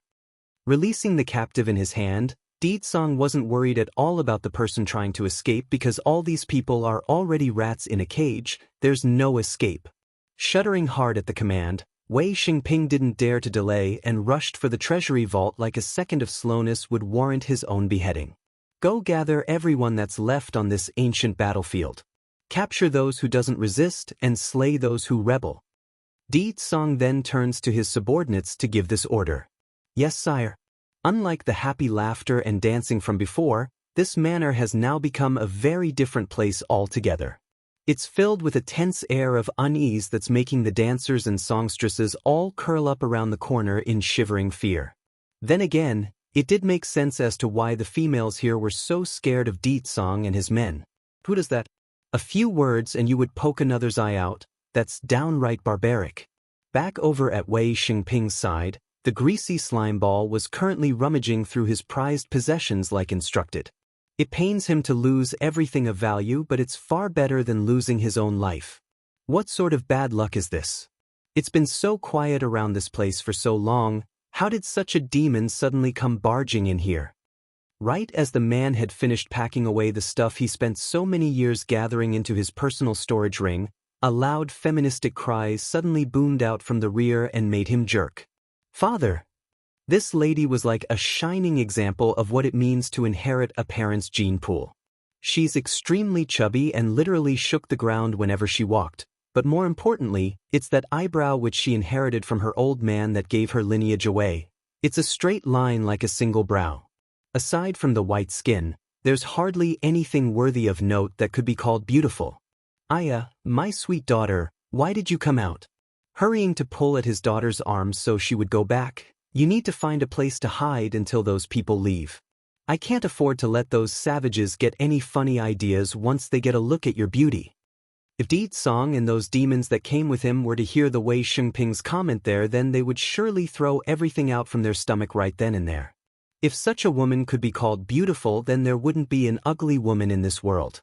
However, due to Wei Qingqing never having left this ancient battlefield, plus her father's men were always complimenting about her face, this lady has now become delusional to the lies of being the #1 beauty of this ancient battlefield. As a result, confidence in her own face wasn't an issue. "You can't go back on your words?" Twisting her hair in a shy manner, Wei Qingqing mutters under her breath like she's too embarrassed to look up. She's never seen a man look so good. Naturally, this lady wouldn't want to miss out on being Di Song's wife. Now this time Wei Shengping didn't know what to do anymore. He's stiff as a rock because that remark about marrying his daughter was nothing more than a joke. It wasn't real. Furthermore, he's not stupid enough to believe his own daughter was a real beauty. He's only saying that to not hurt his precious girl's heart. Declaration of War 8. Qing, that guy is not your fated man. He is too cruel and ruthless, but most importantly he's a demon, said the greaseball with exasperation in his voice. Making a humping sound with her voice, Wei Qingqing clearly didn't think so. "He beat you as soon as you mentioned me. I'm sure it's because of my fame as the #1 beauty here in this ancient battlefield. He specifically came to marry me." "Qing," he cries out in a panic. Although he has a lot of concubines to service himself, but he only has this one daughter. That's why he doesn't want her to go die in vain. "Father, are you planning to send him one of your concubines instead of me? Is that what you are planning?" It has to be mentioned, Wei Shengping does have such an idea in mind. All those wives of his were beautiful to most out there. If he could use one to win the favor of such a powerful demon, then why not? His lost eye could easily be recovered with a Dan pill, so the former grudge doesn't mean much if he could get such powerful backing. That man's strength is so strong. Do you think your little concubines are going to be able to endure at night? Only with my body can I bear his manliness, not to mention I am the #1 beauty in this ancient battlefield. Which part of me is not worthy of him? Wei Qingqing waves her own hand up into the air like the act would showcase the strength in her arms. However, no reaction ever came from her old man, which causes her to start shaking the poor guy's shoulder instead. "I don't care, father. I'm going to marry that handsome guy. I must marry him." But what if he already has a wife? That's even simpler. All men have multiple wives. I only need him to demote his current one to a concubine and make me the main wife. Cocking her chin up like an egotistic peacock, Wei Qingqing proudly and generously states this like it's a given. The idea didn't sound so bad to the greasy fatso at all actually. He has so many wives in his harem already. Losing a couple to satisfy that demon wouldn't hurt if he uses them as an offering. With so many gifts, he's sure Ditong wouldn't mind taking his daughter afterwards as a thank you. Yes, that will do. He will surely accept Qing once I give him so many good things at once. What man doesn't like wealth and beauties? Wei Manor. In this gathering hall, Di Song props against the main seating chair with a bored expression as he gazed down at the group of unimportant flies huddling together for protection. However, his focus quickly changed as soon as his senses picked up a familiar aura from the outside. "Didn't I say you don't need to come out tonight? Why are you here?" he asks after rushing out the door. Under the darkness of this night, the woman's eye-catching dress of red were hypnotically mesmerizing when matched with the owner's peerless contour. It's breathtaking just seeing this level of perfection. "Majesty, I wanted to stop Her Highness, but your orders are to put the Queen's command above all else. I didn't have any other option but to follow." Reporting this was First Elder, who also tagged along from behind. He's making a wry expression like someone that's both troubled and blaming because this really wasn't his fault. Bai Yen chuckled at the elder's swift explanation. Don't blame him, I was the one who wanted to come out. I couldn't feel at ease, that's why I came. Since his wife was already getting on the defensive, then he had no reason to press the issue. Holding Bai Yan's hand in a careful and gentle manner, he leads her away for the main chair to sit in. Just sit here and rest, Yen Yen, I will handle everything, you don't need to do anything. Bai Yen nodded and didn't object to the request. They're already at the edge of the celestial realm, a place where there are numerous powerful beings. Regardless of how she thinks, worrying has become an undeniable fact of life for her at this point. Only by being by her husband's side would this wife be at ease.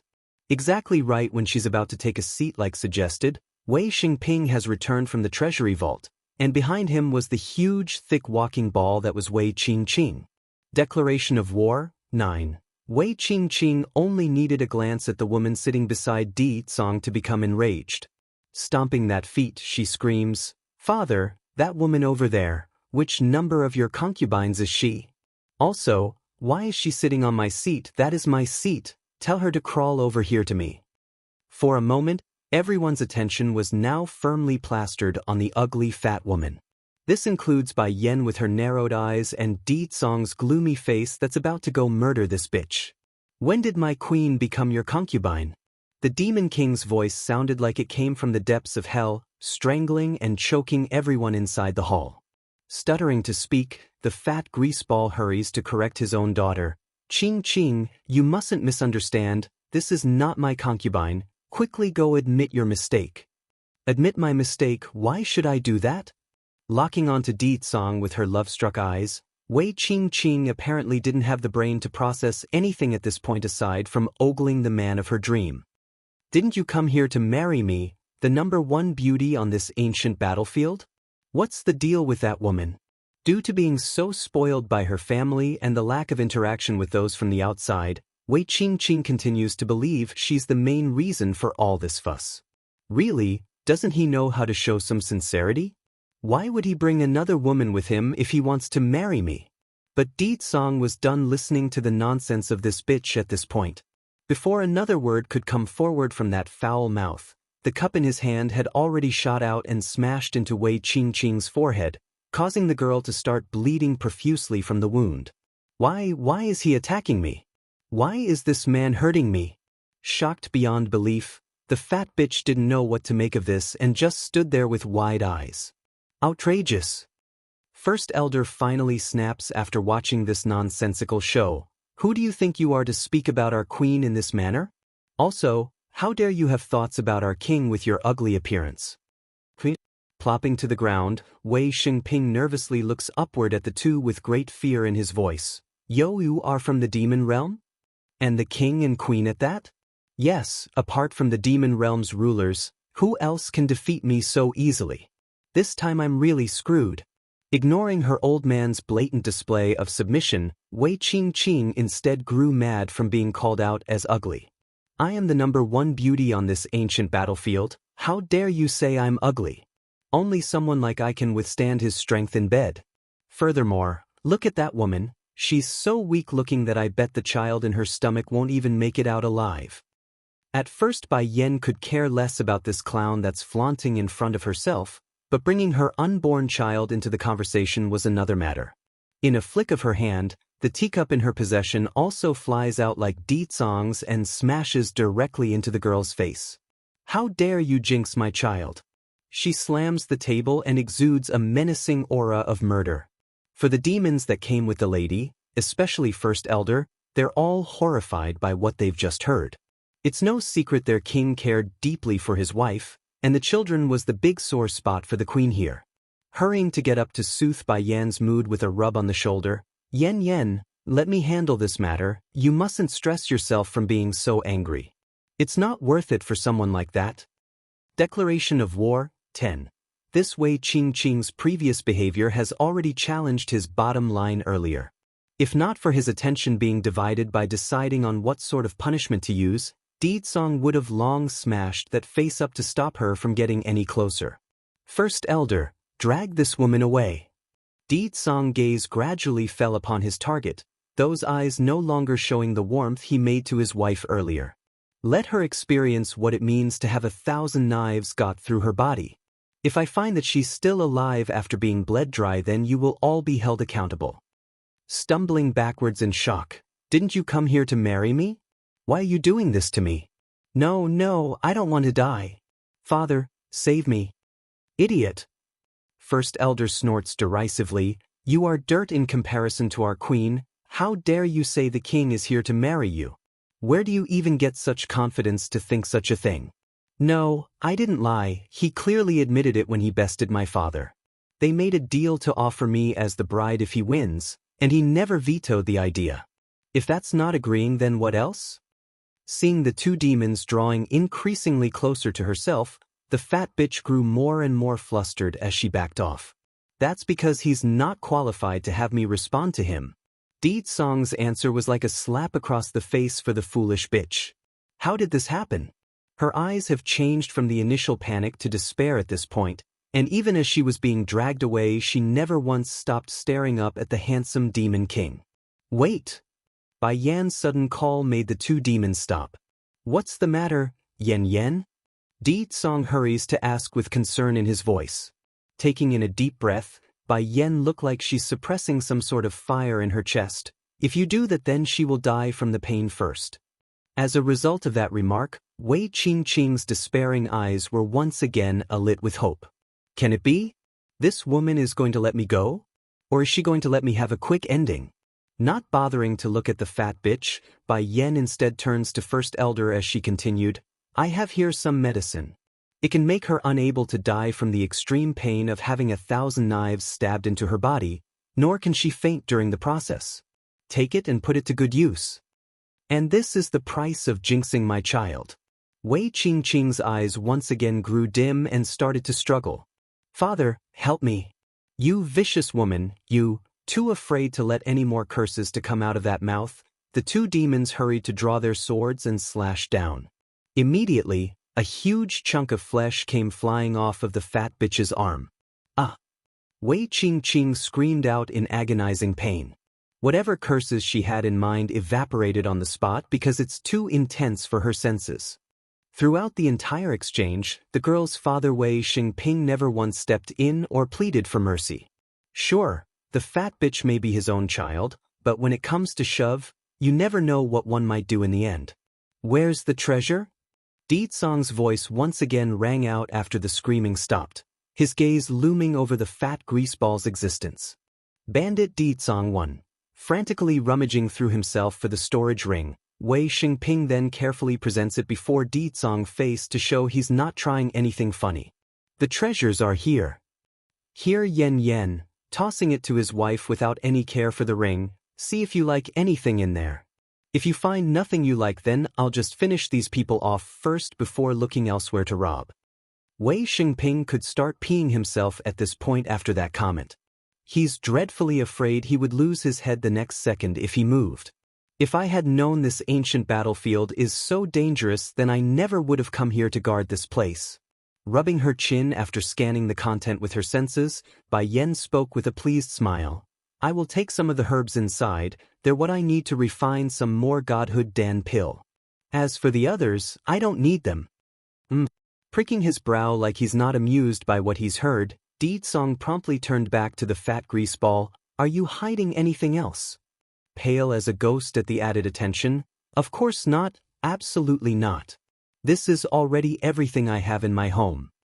Then, all right, out of consideration for the herbs you've presented, I will leave your body intact. Di Tsong spoke with a sinister smirk and causes the other person to collapse entirely to the floor. The poor greaseball didn't expect he would still be killed after he handed everything over.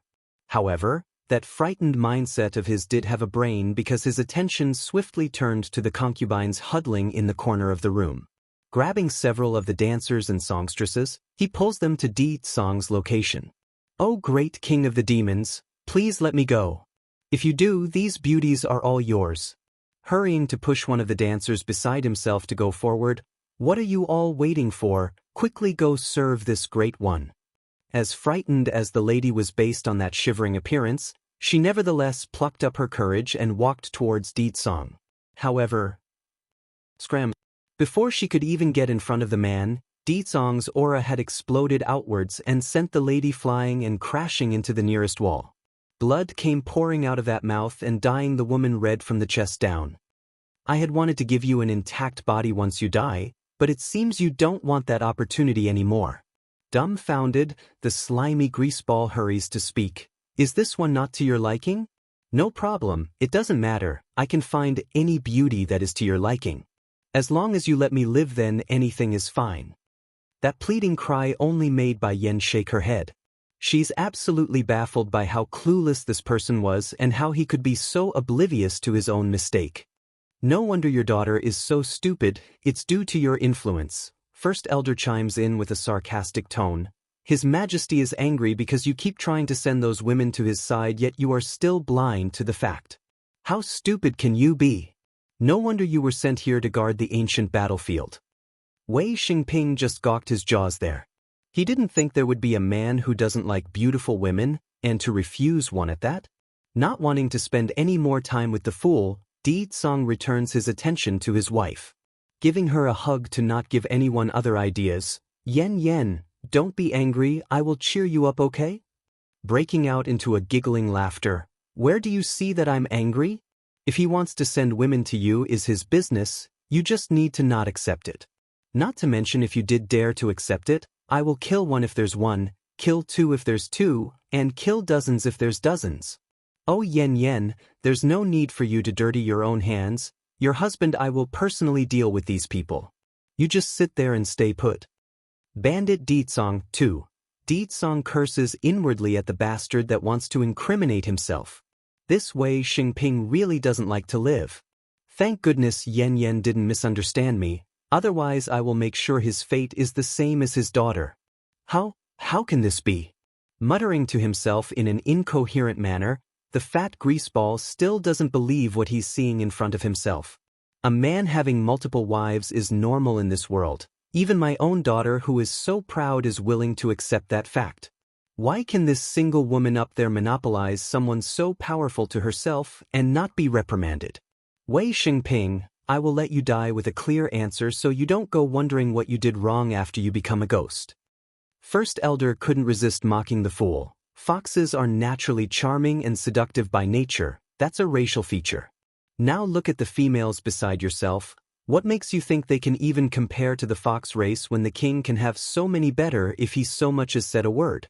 In his Majesty's eye, he only has the queen and no one else.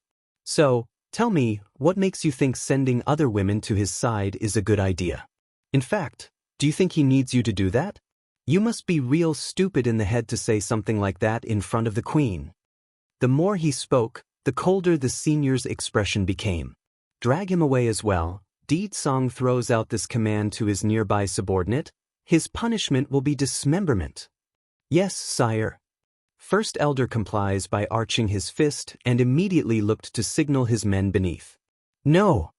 In his urgency, Wei Xingping forcefully breaks free from the arms of those dragging him away and sped away for the exit. However, before he could even take a single step outside, an old figure had already blocked his path. Want to leave?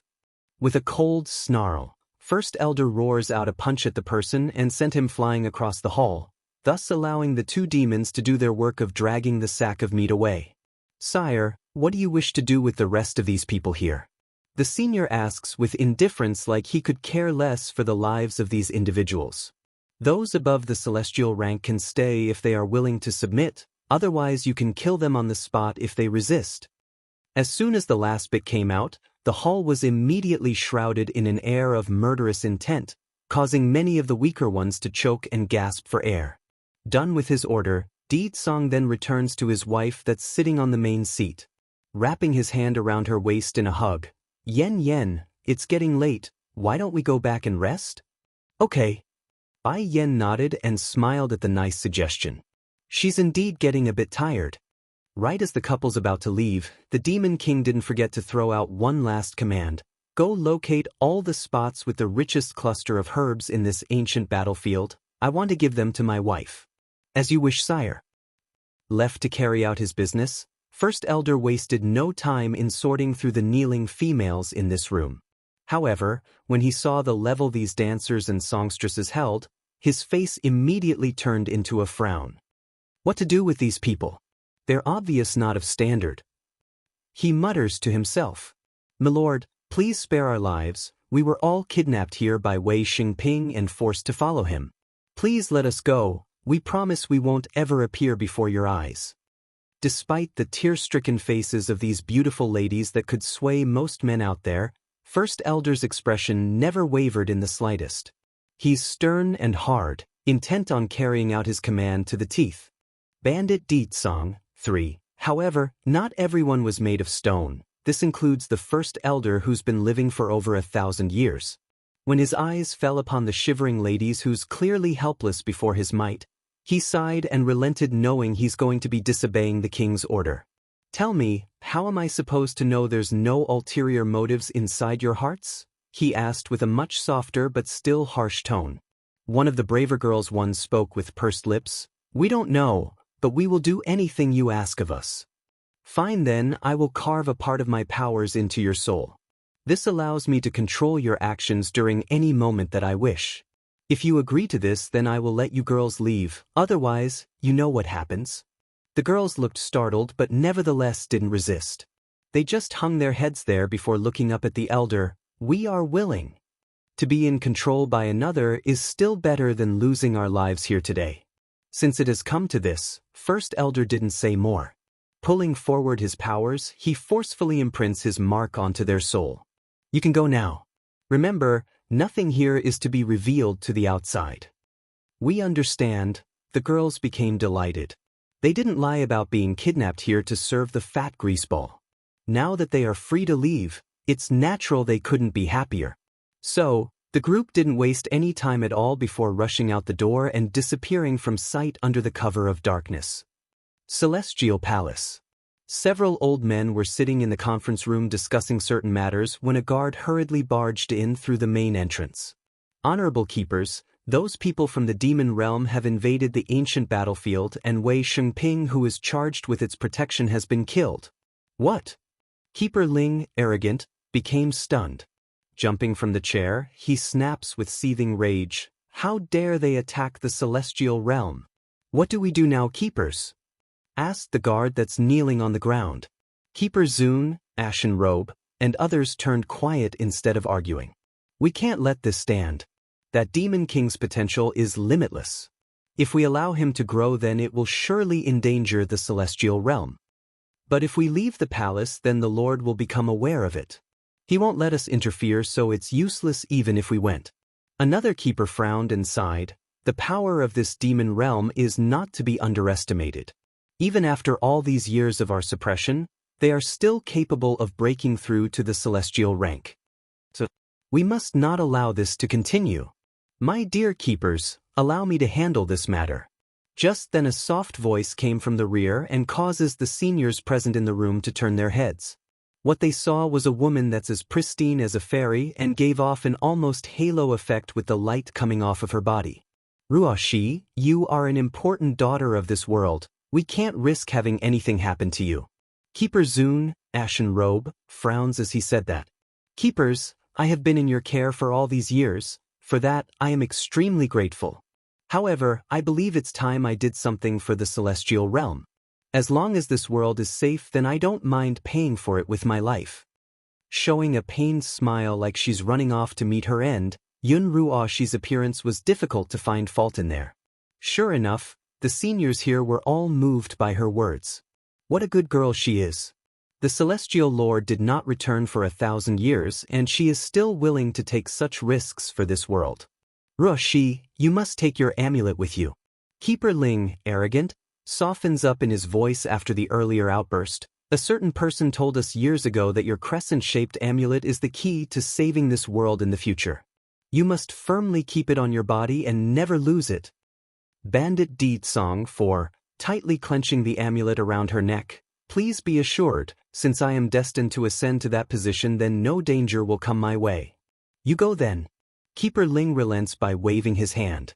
Since she has gotten what she wanted, Yun Ruo, she promptly paid her respect and bid farewell to these rulers of the celestial realm. Looking at the direction of her departure, a faint smile gradually comes out of the most arrogant of the bunch. That wretched lass at least did one thing right back then, and that is to bring Ruo Shi to us. Alright, how is that crazy old coot doing? This. The group exchanged various looks among themselves, unsure how to answer Keeper Ling's question. In the end it was Keeper Zun, Ashen Robe, who sighed to break the silence. As usual, he's still as crazy as ever since Bai Lassie was destroyed by us in both soul and body. He cared for the girl the most, so it hit him the hardest. Humph. Keeper Ling huffs a snort. How dare he lose his sanity after all he's done? If it wasn't for him bringing that wretched lass to the Celestial Palace, would the Celestial Lord become like so? He definitely held a grudge against the mentioned crazy old coot for what happened in the past. Not only did the guy not support their endeavor in slaying Bai Yan's former incarnation, he also tried to stop them. Enough, let's stop talking about him and continue our cultivation, a green-robed keeper suggests to his peers while getting up to leave. Since one of them was intent on going, then the others weren't going to linger around either. Very soon, all the others were getting up to disperse as well. It's just that. Right as they were out the door, the group were stopped by the mentioned crazy old man that was rushing over to their location. This individual wore similar clothes that's shaded white instead, but unlike them, this crazy old man had straws sticking out of his white hair that showed his sanity wasn't right. Bye-bye, where are you? Don't hide from Grandpa, I see you. Bumping over in an erratic fashion, the crazy old coot eventually stopped after hitting Keeper Ling on the side. Immediately, his eyes lit up. Bye-bye, I finally caught you, this time you can't hide from me. Little Bye-bye, do you know why I named you Bye-bye? It's because you were so adorably white as a kid, that's why I named you Bye-bye. Note, Bye is the word white depending on how you use it in a sentence. That does it for Keeper Ling going from green to white, then from white to green. The usually arrogant senior snaps and forcefully pushed the crazy old coot away. I am not your Bye-bye, get a good look. Stumbling backwards from the shove, the poor fella that's being alienated turns into a daze like he's seeing something from the past. My Bye-bye, where my little Bye-bye? Woo, where is my good granddaughter? Extremely unsightly in the face now, Keeper Ling didn't want to hear any more. Nothing but a little beggar that you picked up off the streets. How can you even think of her as your granddaughter? She's not even born of your son. Damn it, if you want to be crazy then go do it somewhere else. It's all your fault that everything is like this now. As someone that has a screw loose in the head, the crazy old coot clearly didn't hear a single thing there. Instead of arguing, the poor fella simply ran for the exit to leave the palace in search of his missing granddaughter. I'm going to find my good granddaughter. Where are you, my good granddaughter? Trembling all over from rage at this point, Keeper Ling wanted to explode but couldn't out of his own pride. He's the sane one here, so he's not going to stoop to the level of someone that's not right in the head. Hey, nothing will happen if we let him run off like that, right? Keeper Zun, Ashen Robe, comments from one side after seeing his former companion's deteriorated state. No matter what, they were once considered brothers, so his heart still ached for the poor fella. If he wants to find her, then let him go look. Regardless, that girl no longer exists, so even if he turns the celestial realm upside down, he will still not see her. Making a heavy flick of his sleeve, Keeper Ling did not want to spare another glance in the general direction of where the old coot went and turned for the back mountain. Likewise, several of the other keepers also sighed and shook their heads in disappointment before turning for their own rooms. They may have chosen to side with Keeper Ling, but they also lamented the fact that the once strongest of their bunch has regressed to the level of becoming the weakest. Fate sure likes to play tricks on the living. Bandit Deed Song 5. Just as these rulers of the celestial realm were discussing on how to handle the demon realm, Deed Song and his gang of bandits had already robbed through countless cities in their path. Naturally, the treasures from their venture were handed over to Bai Yan in the aftermath. It's just that news tended to travel fast in cases like these. When Deed Song arrived at his next targeted location, the whole city had already evacuated and took with them the treasures that would have been sitting here for his taking. Sire, what do we do now? A guard turns to ask with a nervous voice. Dark in the face, the Demon King raises his hand and gives the order, "Continue." He doesn't believe there's nothing to gain today. The corner of the guard's mouth began to twitch at this ridiculous situation. When did the king become so bandit-like? At the same time while that was occurring, a small little head carefully sticks out from the corner of the demon palace gate leading to the outside. When those eyes saw that no patrols were nearby to get in his way, he immediately beckoned the little dragoness from behind to come forward. Placing a finger to his lips to gesture for quietness, Xianxia then tiptoes away with his sister for freedom. However, before he could even make it out of the palace grounds, a familiar scent had suddenly appeared in front of himself and blocking his path. Stiffly raising his head to confront the beautiful face, he greets her with an awkward grin. "Auntie, what a coincidence." "Xianxia, where are you going with Dragoni?" Xiaowan pricks her brow. "Ugh." Shifting his eyes left and right in order to come up with an excuse, "Me and Dragoni are going out to play, we will be back soon." "Is that so?" said the demon princess with bemusement. "Is your little outing to go look for your parents?" Turning into a rock at being caught, when did this sweet dumbaklutz of a auntie become so clever? "Auntie." Not giving up, he tugs at the girl's arm in a pleading manner. "I miss mother a lot, can you let me go find her? Your mother said not to let you go out. If she finds out that it was I who allowed you to leave, then she's going to be very angry once she gets back. Auntie, I know you care about me a lot, but I really do miss mother."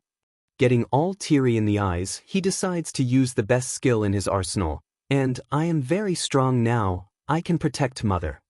"Auntie Princess, can you let us go?" Dragoni also decides to join in on the attack and tugs at the other free arm with tears starting to fill her eyes. "It's not impossible for you two to go." Xiaowan starts showing a cunning light in her beautiful eyes. "Then, I can go with you, that will be fine."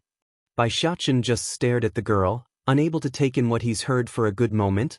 "But your strength, auntie." "What?" The demon princess gives a heavy knock at the boy's head to show her disgruntlement. "Are you saying my strength is low that you're afraid? Just so you know, my strength is only weak because it's sealed away by that bastard, once it's released. But that's only if you can release the seal first." Xianxia unkindly retorts his aunt's logic. Bandit Deed Song 6. "I don't care, you let me follow too or else." Xiaowan didn't even get to finish his sentence when her head felt a heavy force hitting it. Next thing the demon princess knew was her mind blacking out as she fainted away to the floor. Waving that little fist in the air in a triumphant manner, "Come Dragoni, let's put auntie aside first before setting off." Widening her eyes in startlement, the little missy shows a concerned face at what the boy did. "But Highness, the princess is your aunt, isn't this a bit bad in what we're doing? Auntie is not so easily fooled anymore, so I can only use violence. Otherwise we will be in big trouble if she tags along. With her strength, she will definitely encounter danger along the way." A frown surfaces as he says that. It's not like Xianxia wanted to do it this way, but he has no other method aside from knocking his aunt out. The sweet dumbaklutz was too big of an unstable variable to their plan. "Come on, help me carry her inside." He lowered his body to lift the demon princess up. However, the boy quickly discovered how heavy the girl was compared to her relatively thin body shape. "Okay." Dragoni obediently ran to Xianxia's side to help. When the two kids said they are bringing Xiaowan back inside, they didn't exactly mean carrying like in the traditional sense, because the next second later, a noticeable thud could be heard after they literally threw the girl right across the air like some sort of throwaway baggage. "Run!" After finishing their deed, the little steam bun hurries to grab onto the little missy's hand to run for the outside. "Who?" Inside the palace, the patrolling guards had heard the commotion by this point and came running for the noise. "Quick, go call second elder and them, the princess has been attacked." The supervising captain exclaims and shouts out to his subordinate. Without delay, one of the clever ones rushed for help and returned with the elders in question. When they saw how Xiaowan has been knocked unconscious, one couldn't even begin to describe how dreadfully white their faces were at this point. "What are you all waiting for? Hurry and go carry the princess inside." Second elder roars out at the palace guards while his legs trembled profusely. But before the task could be carried out, Xiaowan's consciousness had already begun to return. Princess. Fourth elder speaks with a nervous voice. What happened? Did those from the celestial realm attack? At first the princess was still rubbing the back of her head from confusion due to being knocked out, but that question immediately brought her back to reality. It's Xianxia who hit me. He is running off to find Bai Yan. Go stop him. What? Fourth elder shuddered from the realization of that news. Due to the intense shock, he nearly fell backwards when his legs stumbled backwards. I will go find His Highness. You bunch here take care of the princess. It only took a blink of an eye after he said that to disappear from the spot. The man didn't want to waste another second here because he's afraid he won't catch up to the boy. Princess, how are you? The remaining elders honestly didn't expect the culprit to be Bai Xianxia himself. Now not only do they have to worry about the princess's health here, they also have to worry about their prince encountering danger while not under their watch. Likewise, Di Xiaowan also felt guilty at being so careless. It's true she wanted to go with them, but this has gone far beyond what she wanted and it's all her fault. In the valley not far from the palace, Bai Xianxia's ears had picked up some movement from the rear. In his haste, he pulls the little missy into the bushes to hide. Bandit Dizong, 7. Here, eat this. He takes out a bottle and hands it to Dragoni. What is this? The little missy asks. This is a medicine that can mask your scent and aura. I took it from Mother a while back. When I was at the Holy Land I would often go out with Sister Yi to do bad things, so this medicine was essential for us. Unlike all the other Dan pills in his possession, Bai Xianxia could only recognize this one because of the frequent use. After taking the pill, both kids made sure to stay still while huddling inside the bushes as they hid. Thankfully their bodies are so small, thus allowing the leaves to cover their bodies very well and giving them ample opening to see fourth elders speeding right past their spot. How strange. The senior eventually came to a halt after noticing something was wrong. I clearly followed His Highness's scent. Why did it suddenly disappear after I've come this far? After a thought, he didn't hesitate and continued to chase. In fourth elder's mind, he only needs to continue the pursuit and he would find the prince. Seeing the figure disappear from his view, Bai Xianxia became relieved and jumped out of the bushes. Let's go Dragoni, he's gone now. We will take another road to avoid him. However, right as the boy's about to leave with the little missy, he stopped again and turned around to rummage through his storage bag for some ink and pen. I need to leave a message for fourth elder lest he continue to search for me. I can't have others getting into danger because of us. Finding a large tree nearby, he scribbles something along the trunk so there's no chance for others to miss it. Okay Dragoni, let's go. He claps his hand with satisfaction and stored the items away. Perhaps it's because of how long he's been searching and getting no result that fourth elder decides to turn back. Where in tarnation did His Highness go? Suddenly, his eyes widened in shock after seeing the lines of writing on the tree. Fourth elder, help me apologize to Auntie please, I didn't have any other way. Also, I must go find Mother, so don't look for me and Dragoni, we will return with Mother once we find her. Towards this message, fourth elder could only get a bittersweet flavor in his mouth. It seems that the prince must go to the queen. Even if we manage to bring him back, he will still leave again.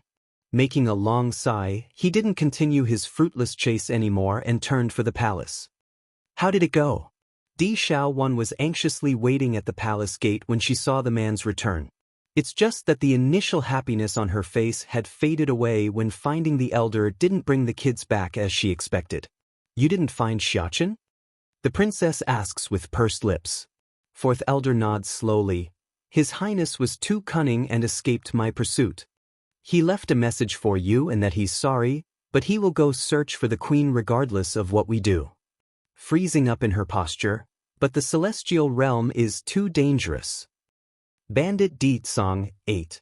Princess, we have no solution to the prince's decision. Furthermore, I don't think we can bring him back even if we tried. The effects of a demon's blood lineage held a lot over those of inferior quality. If Bai Xianxia truly doesn't want to return, he could simply use his control over these demons to order them not to interfere. Di Xiaowan knew what the fourth elder said there was very reasonable and held no lies. Nevertheless, her heart couldn't stop worrying. Xianxia is still only a child. I can't let him go to the celestial realm alone. I must find him. That said, the demon princess then pushes the elder aside to chase after the boy herself. Princess! Fourth elder exclaims and hurried to stop this. You let me go, I must find Xianxia, bunk? Finding how stubborn the girl was, the poor elder did the only thing that came to his mind, and that was to knock the princess out with a karate chop. Sighing, we absolutely can't let the princess run off by herself. She's been tricked by the prince already and she still fell for the hit by me. There's no way she will survive on her own out there. In comparison to the prince, these demons are more concerned with this sweet Dumbaklutz than anything else. What's more, it's well known by now that Bai Xiachen had gone through the training inside the secret domain and gained immense strength in doing so, adding that with his cunning personality, it's reasonable to assume the boy would be fine even if he's alone. Fourth elder, aren't you afraid the princess will raise a fuss after she comes to? Crossing his arms around the chest, sixth elder asks with a bemused face. Shrugging, other than knocking her out, do you have any other plan? You know as well as I do that the princess is the type to be sold and then go count the money for the seller. After he said that, the elder didn't dally around and picked the girl up around the waist to carry back inside the palace. Once again, peace has returned to the demon realm for the time being after this little twist of event. Once they finished ditching their pursuers, Bai Xiachen and Dragoni's first destination would of course be the border city. However, he was quickly disappointed when he discovered that Bai Yen had already left by the time they arrived. As such, the two kids also snuck into the celestial realm on their own after learning that. Against the new and interesting things, Dragoni have always been the curious one among the pair. Therefore, when they arrived at the closest settlement, her eyes immediately began to wander left and right at the new environment. Damn beggar, how dare you come steal from our restaurant? Someone come, help me throw this beggar out of here. This was what Bai Xiachen heard when he was frowning at what to do next. Turning his head around for the source, he could see several people dragging a dirty old man out of an establishment. The senior's hair appeared very messy, just like a chicken's coop, but the worst was the odor coming out of that body. It stinks. But the group apparently wasn't done after they kicked out the beggar. Instead, they began to start beating the old man with their sticks to vent their anger. Oddly enough, the dirty senior didn't even flinch at the assault and continued to gnaw away at the chicken in his hand. Clearly the food was the reason why he went inside the restaurant. This scene made the boy frown even harder. Unable to bear it, he starts walking over. Stop. Perhaps it's due to how tender and young his voice was, but the group did stop in their act after his holler. Where did this child come from? How dare you get involved with our business? A middle-aged man of the group coldly snarls at the boy. Bandit Deet Song, 9, isn't it just a chicken? I'll help pay for it, so let him go. Rummaging through his clothes, Bai Xiachen tosses over a piece of silver to act as payment to the man. Coming before the old beggar, are you all right, Grandpa? I'm hungry, I'm so hungry. Maybe it's due to hunger or something else entirely, but the senior didn't pay any heed to the little steambun's inquiry and instead continued to gnaw away at the chicken.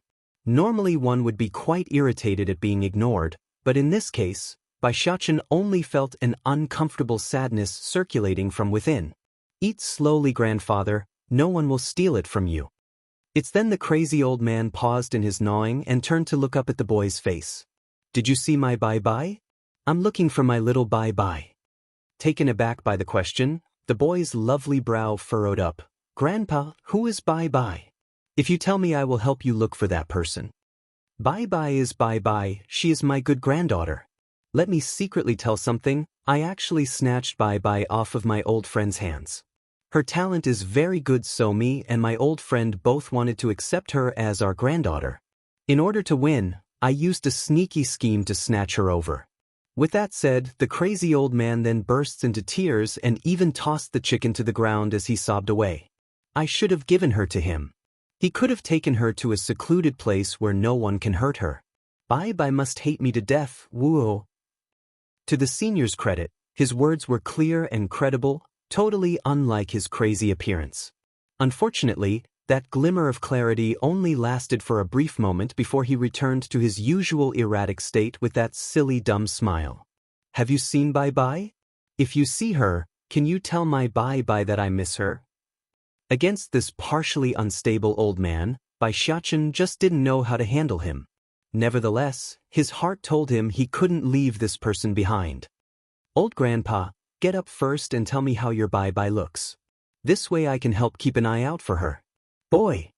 The middle-aged man over there had a better attitude after taking the little steambun's money, but that changed again into a sneer after hearing the old man's words.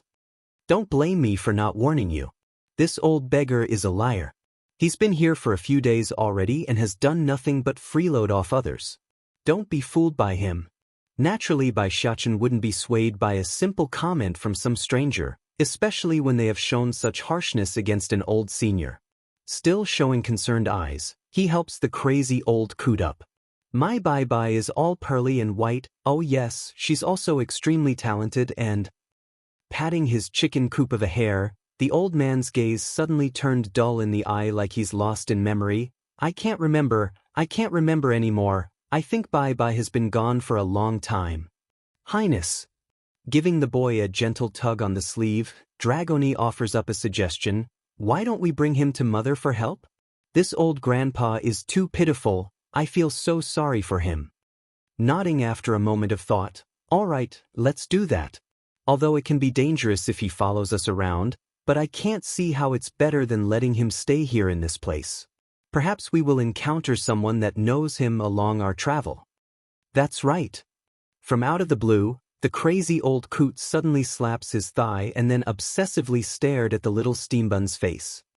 Your eyes are just like Bai's. You're both very bright in there. Bandit Ditsong, 10. Bai Xiachen was stunned by that comment.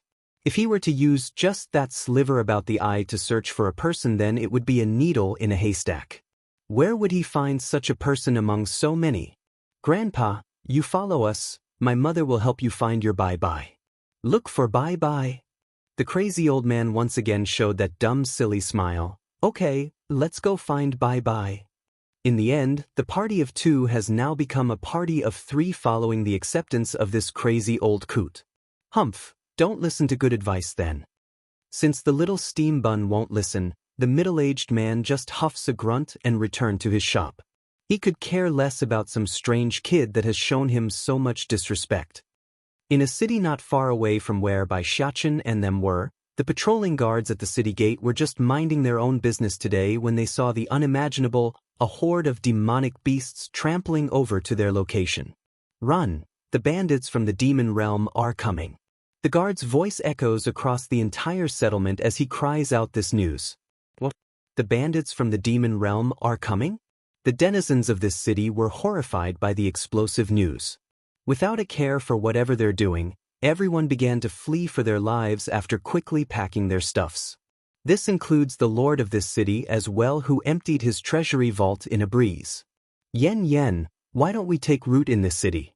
Those in charge of the celestial realm should have taken notice of us by now after all the noise we made. Deed Song softly asks after he halted the horde that's following them from behind. Gently caressing her own tummy, Bai Yen took a second to think about the proposal. All right, I was getting a little sleepy anyways, let's rest here then. As if getting the signal to start acting up from that answer, I will be sure to clear everything in the way. Though the ones we encountered thus far is not strong at all, but those with real strength is sure to come soon. Your husband, I hear, will definitely beat every single one and make them serve you. Bai Yen just didn't have the energy to tittle around with her man's antics and began rubbing her own temple. Deed Song, I don't know why, but my body's feeling rather restless lately. Do you think something happened to Xiachen and them back in the demon realm? Of course not, Yen, you are overthinking this. He shakes his head in disapproval. With the amount of ruckus we're raising over here, those from the Celestial Palace will be too busy thinking up a plan to deal with us. Where will they have time to go attack the demon realm? Over the years, Deed Song has mostly figured out the strength and weaknesses of this celestial realm. What bothers him, though, were the lack of confrontation from those so-called keepers. Making an enlightened face, Bai Yen then thought of something else. Oh, that's right, Deed Song, I want to go inquire about Bai Ning's whereabout. She's not absolutely certain if this Bai Ning was her biological mother or not, but it's a glimmer of hope she doesn't want to give up on. What's more, she could perhaps get some news on where Bai Xiao was. The woman's getting worried about her brother after he disappeared a while back. Of course, I will go send my subordinates out to search. You stay at home and take care of the baby. If there's any news, I'll be sure to come tell you. Nodding after concluding it's the best course of action. All right, I'll wait for your news. Spirit Fox 1, First Elder. After Deetsong's attention shifted away from his wife, that handsome face promptly turned hard as he spoke. Pass my order down, this place will be our base from now on. As you wish. Cupping his fist, the senior respectfully complies. Even though there are not many enemies thus far, but the celestial realm's landscape stretches for millions of miles, there's going to be more coming for sure. Furthermore, they're only at the outermost stretch of the domain. They haven't even begun to touch the core area where there are dangers lurking at every turn. Also, send a couple of my strongest demon to guard the city gate. I don't want anyone coming or leaving without my explicit permission. After saying this, he immediately returns to helping Bai Yen into the city gate. However, unlike the bustling settlement that he expected of this place, what welcomed the couple was an empty husk that had toppled stalls and a street rolling with dried leaves. Looking at this scene, Deetsong's expression instantly went black because he's really starting to question himself. Am I really that horrible that everyone will run before I even get here? Deetsong, it seems your reputation is already infamous and far-spreading. Looking at this depressing sight of decline, Bai Yan's lips slightly curved upwards while trying not to let her husband notice the little slip-up on her face. Humph, these people aren't any better than me if that's the case. Narrowing his eyes in with an extremely sour note. They treated the demonic beasts as food and material. How are they any different? This world is like that, the strong eats the weak. Without strength, one doesn't have any right to dictate the rules. However, turning warm and gentle as he stared down at the woman in his arms, whether or not you are weak or strong, you will always be the undisputed one in charge of the demon realm. Very pleased by those sweet words, Bai Yen didn't mind being pampered right now, especially when her tummy was starting to show the bump of her child. Deetsong, I'm tired, no problem, I'll find a place so you can rest. Inside the city, the most luxurious place would have to be the city lord's manor. The only issue was the emptiness of the estate. There are no decorations or supplies left in place after the previous owner fled in haste. As such, Deetsong figured it's better to take his wife to a local inn instead where it's more functionable for now until an acceptable manor could be built atop of the old one. Deetsong, I remember you mentioning there is a sizable population of demonic beasts living in this celestial realm, is that correct? She asks while fiddling with her man's silvery hair. Let's do this then. Announce to all of those demons that they can join us if they wish, and we will rename this place as Demon City to act as a beacon of our influence. That's easy to do, Yen Yen. I'll go pass the message down to First Elder so he can do it. Giving the woman a peck on the forehead, his voice was all doting and loving. You mustn't stress yourself during this period, the baby and you need to rest, so leave everything to me. Not far from Demon City, there lies a valley which stretches for thousands of miles and was exceptionally dangerous. Nevertheless, two little adorable things are currently cutting through the shrubberies with their swords and carefully pushing forward. Spirit Fox 2, Old Grandpa, you walk slowly. Bai Xiaocheng decides to say that after finding the crazy old coot was jumping around too much in the area and putting himself into dangerous spots. Dragoni, you hold his hand so he doesn't run off and get lost. I alone will be enough to clear the path for us.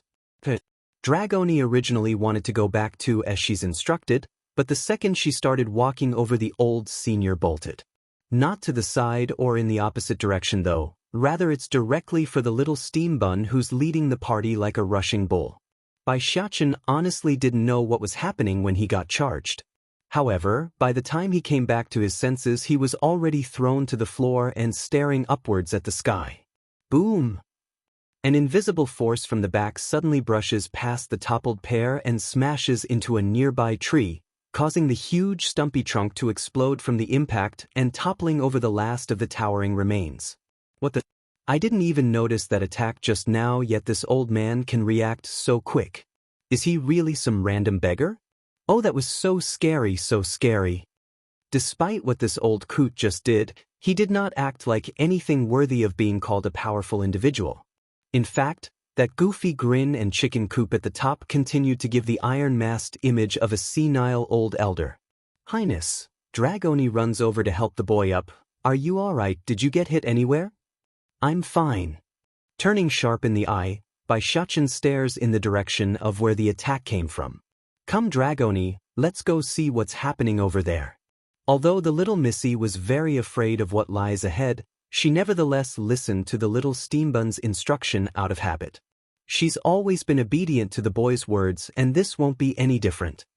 Up ahead, the entire area had been flattened instead of the tree-filled terrain like the rest of the forest, but that's not the most important bit in their view. It's the group of hunters and women at the center of their encirclement. The ladies covered in blood and appeared enraged by the foes.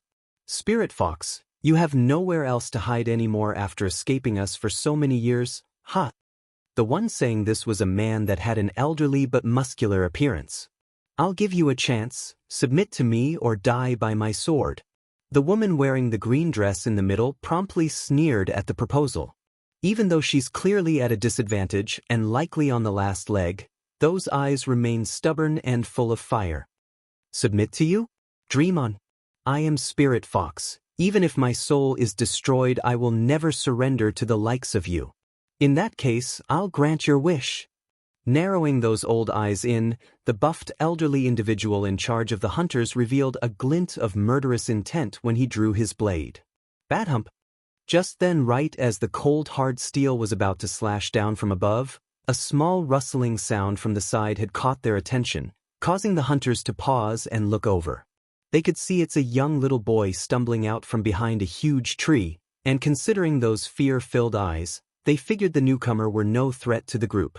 Who are you? The elder asks with a demanding tone and made the little boy burst into tears.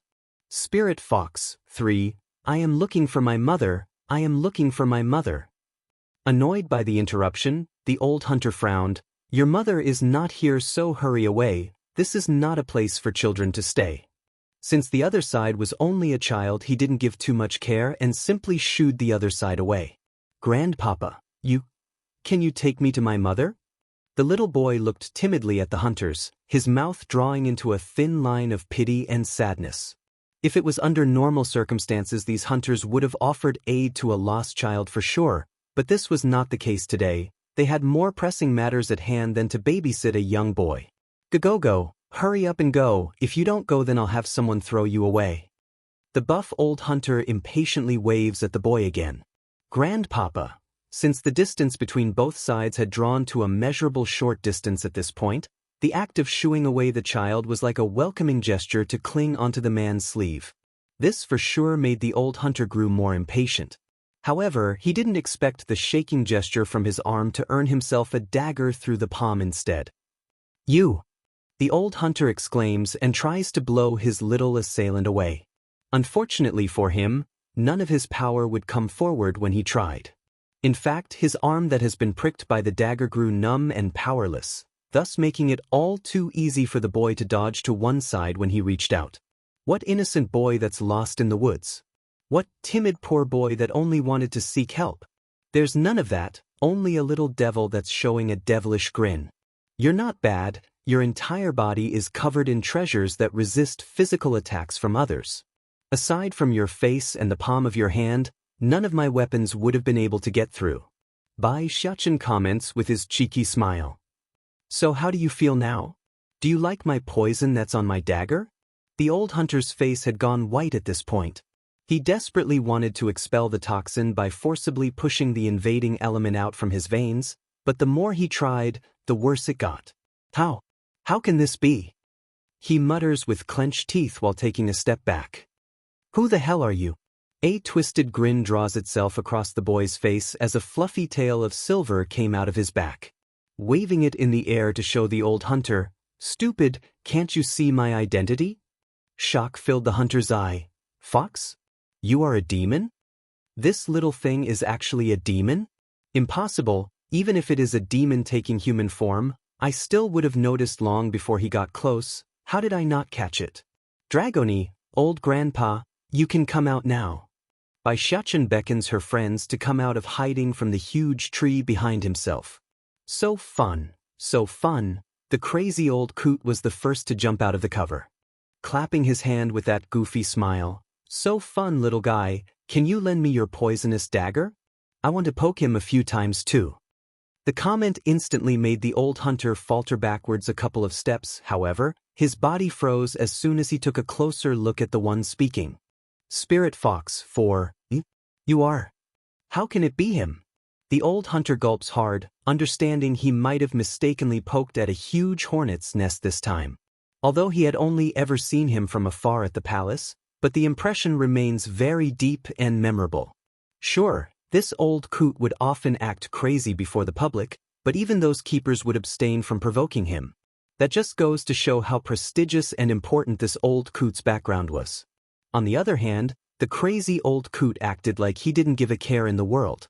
Using his dirty hands, the senile old gramp began to pat the hunter's head like he's hitting a child. "Come on, run, go on and run, this is too fun, ha." Bai Xiachen didn't pay too much attention to the antics of the old fella. Instead his eyes fell upon the woman lying to the ground. "How are you?" Somewhat surprised by the question, Spirit Fox struggles to climb up from the ground using the tree trunk as support. Heaving long raspy breaths, "I'm fine, thank you, little brother. Can you tell me why he is trying to capture you?" Drawing her eyes downward in a dejected manner, "He wants to use me as an ingredient in his alchemic recipe. I kept running away and hiding, but in the end he eventually found me." Giving an understanding nod, Bai Xiachen knew he must help. "I have some Dan pills here, but I don't know which can help cure your injury. Why don't you try them all, how about it?" That said, he promptly pulled out multiple bottles to hand over one bead from each one. Happy and grateful in her expression, "I'm thankful, but medicinal pills are useless for me. I only need to rest for a while to recover, but as you can see, this place is too dangerous to do just that. When you leave, can you take me along?" "Okay." The little steam bun didn't hesitate to nod and places the pills away. "Then have a good rest, I will take you with us." Spirit Fox tiredly closes her eyes as her body lets off a blue glow. Moments later, there were no longer a woman leaning up against a tree here. Rather, there's only a blue fox lying on the ground already asleep. "Dragony, you take her with you." "Why me?" "Dummy, boys and girls need not touch. She is a female, so it will be inconvenient to keep her on me. Not like she's little rice, you know." Then turning his face into an almost serious yet hilarious look, "Mother said, aside from relatives and my future wifey, I can't get too close to other girls." The crazy old coot gave up on torturing the old hunter at this point and ran over with his palms rubbing against itself. "Are we having roast fox tonight? If we are, then I want the leg. I like eating the leg part." Bai Xiachen's face went black and immediately shot a stare over. "This fox is my kind, she's not for eating. If you eat foxes again, I'll ignore you from now on." Puckering up his lip in grievance, the old coot was obviously unhappy at being yelled at. "Fine, I won't eat then, why yell at me? You can't eat foxes, and you can't eat demonic beasts either. If you can't, then I won't help you find your bye-bye." Forking those little hands against his waist, the little steam bun stands firm on the matter. "I won't eat, you must help me find my bye-bye." In comparison to finding his bye-bye, filling the stomach meant nothing. That's a good boy." Praising the old coot by touching his head, "You help us look after this fox and I'll do that, otherwise I won't help you." Casting one final glance at Spirit Fox, the crazy old coot's attention continues to linger around the little thing's body. "I can only look and can't eat, this is too torturous." Spirit Fox, 5. Running up to the old hunter after getting an idea, Bai Xiachen began to rub the bottom of his chin. "Your armor is not bad, quickly take it off and give it to me." Shuddering at the order, the poor man pleads, "But I don't have any clothes underneath." "I don't care, if you and your partners want to live, then take off your armor." There's no room for discussion in his tone, a true props to his old man's lineage of being a ruler. In the end, the old hunter could only do as told under the eyes of his companions. He's naked standing there in the breeze, both hands tightly covering his important part between the legs as he shivered from the cold. Frightened by the sight, Dragony hurries to cover her eyes from the picture and hid behind the boy and old crazy coot. black in the face at what he indirectly caused, the little steam bun hurries to remedy it. What are you all still waiting for, scram? But the antidote, the old hunter meekly says. Despite being the leader of this hunting party, the old hunter could only bow his head under duress, blinking his cute little eyes at the request like he's some sort of innocent angel. But I only know how to concoct poisons, I don't know how to cure them.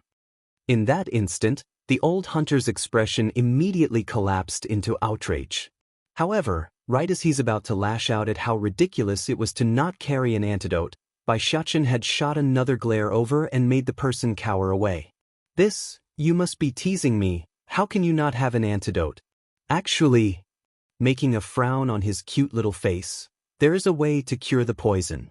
You only need to get a child to urinate on the wound and avoid making contact with me. As soon as you draw close, then the poison will activate and increase in your veins until all of your flesh begin to fester from rot. Losing his soul from fright, the old hunter didn't need any warning on that point. He would rather not meet this little devil for a second time in his life. Alright, I've told you what you want now, so scram. Puckering his lips in dissatisfaction, Xianxia demands again. Naturally, the old hunter and his goonies needed no urging on the matter. The party practically ran for the foot of the mountain like they've just encountered a ferocious beast and survived the encounter. Highness, does that poison really need a child's urine to cure? Dragoni asks with a gullible look of innocence. Of course not. Mother never allows me to bring those poisonous things around, nor does she let me concoct my own poison. The stuff I slabbed onto my dagger is nothing but a neutralizer that numbs a person for an hour. Afterwards he will be fine and back to normal. Then why did you tell him that? Doubtful now, the little missy still believes the urine nonsense was true. That old hunter hurt a member of the foxes, how can I let him go without a lesson? The boy huffs a snort like he's done something great. Alright, we've wasted enough time in this forest, let's go and head to the nearest town. I'm sure we will get some information about mother and baddie father there since they are bound to make a lot of noise after their arrival. Dragoni agrees to the idea and nods right away. Truth was, her level of worship towards the demon prince has risen to a level of deifying the boy, so he could literally say the sun was black and she would still believe him. Hey, did any of you hear about the demons that came to our celestial realm? They apparently conquered a city and renamed it Demon City. Spirit Fox 6. Those demons from that demon realm really is bold. How dare they come invade our celestial realm? Seriously, why is no one retaliating yet? I reckon the powerful ones on our side is currently rushing over from where they are right now. There's no way they will allow some rambunctious demons trample around unhindered. But then again, I keep getting this feeling that the Great War from a millennium ago is going to start again from the way things are turning out. Inside the local tea house, Xianxia continues to listen in on the various conversations of these patrons until he himself decides it's time to move on. Grabbing a passing waitress, he puts on a naive and innocent smile. Pretty sister, can I ask you where that so-called demon city is? Startled at first at being pulled from out of the blue, the waitress stops and looks down at the little man who instantly captivated her heart with how adorably cute he was. She's never seen such a handsome young boy, especially those eyes which seems to sparkle with light. Little brother, that city has been taken over by the demons. You shouldn't go anywhere near it lest those demons ruin you as well with their scourge. Xianxia's face went black. Is this how the people of this world think of us demons? Beautiful sister, I'm only curious and want to take a quick peek. Can you give me the directions to get there? Slightly giving another tug at the waitress's sleeve, he increases the level of his cuteness for the final blow. In the face of such a lovely little guy, no one would be able to refuse his request. When you head straight out of town, about 1 kilometer away, there will be a city patrolled by demons, that is the City of Demons. Thank you, beautiful sister. Moving to bow his head in thanks, the little steam bun then turns to hold Dragoni's hand, who's been waiting the entire time. Highness. Despite others not knowing, the little missy definitely felt the change in the boy's tone, and it's not a pleasant one. My mother is not the type to indiscriminately kill others, and my father won't either with her by his side. Narrowing his eyes in after saying that, and based on what that beautiful sister said, the reputation of us demons are very bad in these parts. But I believe in my kind, they won't attack others so casually. Someone must be smearing our reputation. Back in the human world there are no shortages of demonic beasts, however, they have always huddled together in seclusion and away from human civilization. Furthermore, they would only attack if provoked first. That's a fact and not a belief since humankind was able to live peacefully while having a horde of demonic beasts roosting inside the abyss forest. Dragoni, let's go find mother first. No longer dwelling on the matter, Xianxia was ready to go forward with Dragoni in tow when a person suddenly collided with himself as he turned. As a result, he ends up stumbling backwards a few steps from the impact. Outrageous! Do you not see my family's lady is here? How dare you get in her way and not move? Immediately, a loud holler came from the front. Raising his head, the boy could see the outburst had come from an arrogant-looking maid walking behind another female wearing a pearly white dress. The maid didn't look exceptional by any standard, but the maid's mistress that had bumped into Xianxia definitely stood out with quite the beautiful contour. It was clearly her who bumped into my gidge, big brother. Why do we have to apologize? Dragoni fights back with her logic and angry stare at the maid. Spirit Fox, 7. The maid flew into a rage, but right as she's about to go up to hit the girl who would disrespect herself, a raised hand had blocked the maid from moving. Enough, this is not a big deal anyways, why make it hard for a child? Yunruo, she extends her hand with a smile on that face as a gesture of goodwill. Little brother, it wasn't intentional on my end, so how about we reconcile with a handshake? First giving a look at the outstretched hand, then at the gathered crowd of onlookers, Xianxia only took a second to muse over the decision as he lowered his head in an apologetic manner. My mother told me that one should apologize if one did wrong, so I'll apologize. I didn't see you and bumped into you. I thought I wouldn't hit anyone because of how slow I was walking, but I didn't expect. In other words, despite being not at fault because of his slow pace, he would still apologize since both sides held responsibility. Going stiff in the face at being pointed out, Yunruo, she shoots a warning glare to the maid behind herself before turning back to the boy with a smile.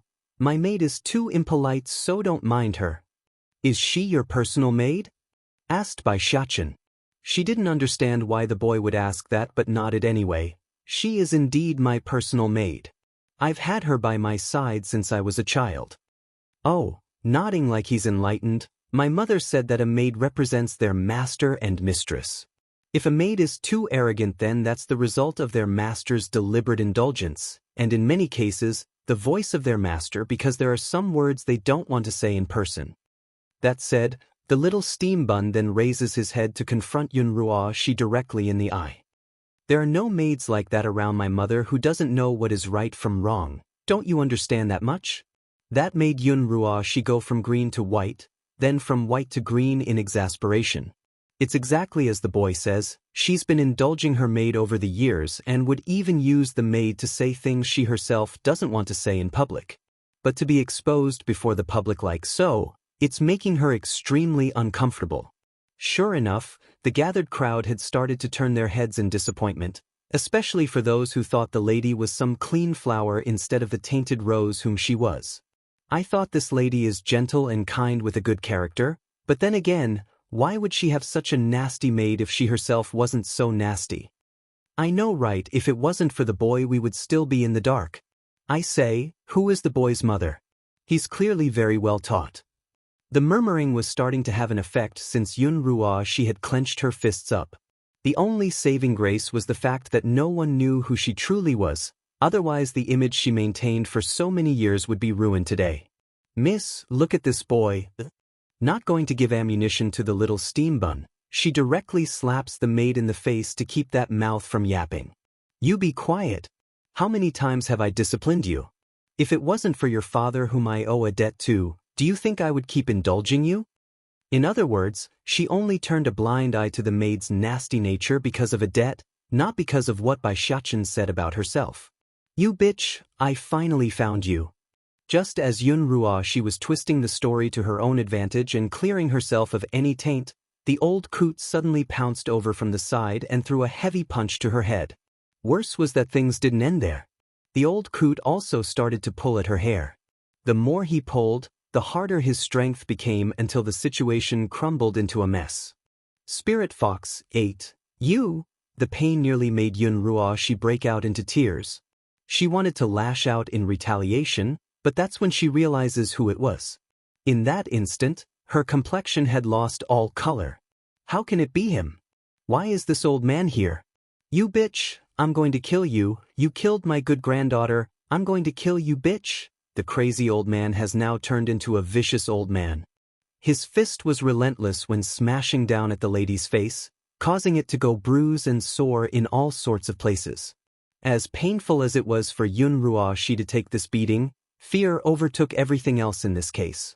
She knows, since that event back then, this crazy old coot hated her more than anything else in this world, to the point where she never once dared to appear before him.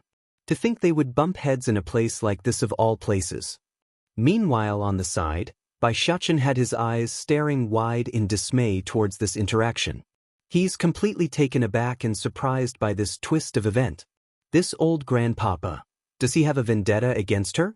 Gidge, Dragoni nudges at the boy's hand. What's wrong with him? Why is the grandpapa acting like this? Didn't you listen? Grandpapa's granddaughter died because of her. She killed her. That's a death grudge. Drawing his lips into a sinister smirk, Bai Xiachen's sight now lands firmly onto Yun Ruoshi's body, who's curled into a fetal position for protection. Gidge, do you also hate this woman? Asked the little missy with curiosity in those eyes. With her understanding of Bai Xiachen, the boy wouldn't normally dwell on a matter like this unless it's out of spite. Since he did so, then it must mean he doesn't like or outright hate her. Strange though, this was clearly their first time meeting the lady since they arrived in the celestial realm, so why the heavy grudge? Yes, I don't like her. I didn't like her since the first second I laid eyes on her.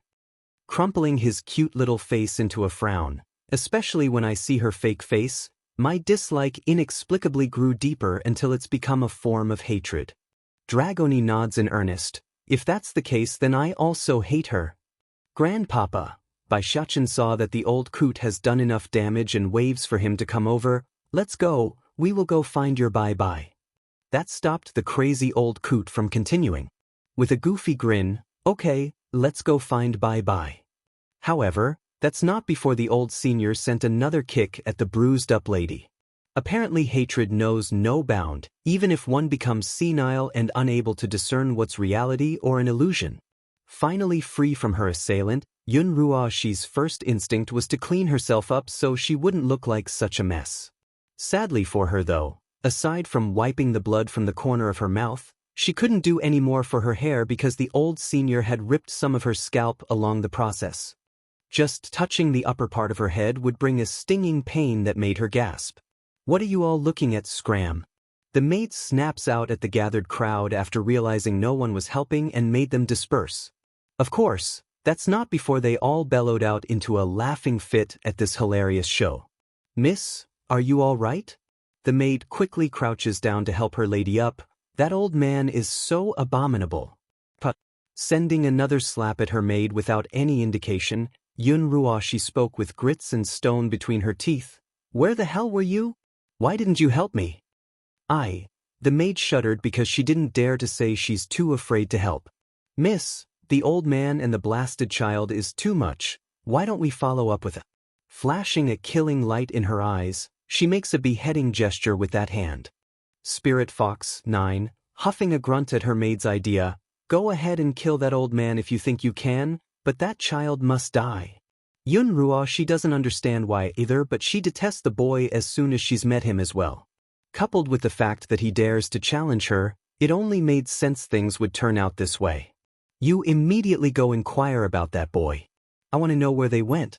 If my guesses are right, that little girl is a demon. Yes, milady. The maid wasted no time to retreat from the lady's presence. She's afraid further punishment would befall herself if she lingered. Minutes later. Miss, I've checked, they're likely heading to that city of demons. City of demons? Yun Ruoshi sneered. Recently the movements of the demon realm are getting bigger and bigger. Now they're also recruiting the local demons to their side, so I bet that little girl is also doing the same by heading there. Xiao Qing, maid, go see if those monarchs have come yet. Monarch, a title that could only be given if one possesses the strength of a high divine or above in this world. In that case, the individual would be allowed to set up his own territory and become a ruler of a region, somewhat effectively becoming a king of a domain. If they come, flashing a cold hard light in the eyes, tell them to come find me at the inn. I want to discuss with them on how to deal with the demon realm together. But before that, I must lead that old fart away from the demon girl and boy, otherwise he might end up joining those demons and turn against us. At this moment, right outside the walls of a city adorned with a plague inscribed with the word, Demon City, thousands of demons and demonic beasts were being processed for entry into the settlement.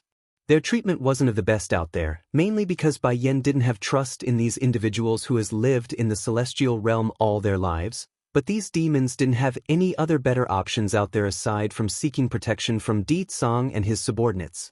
Yen, you've been watching these demons for so long atop of this wall, what do you think of them?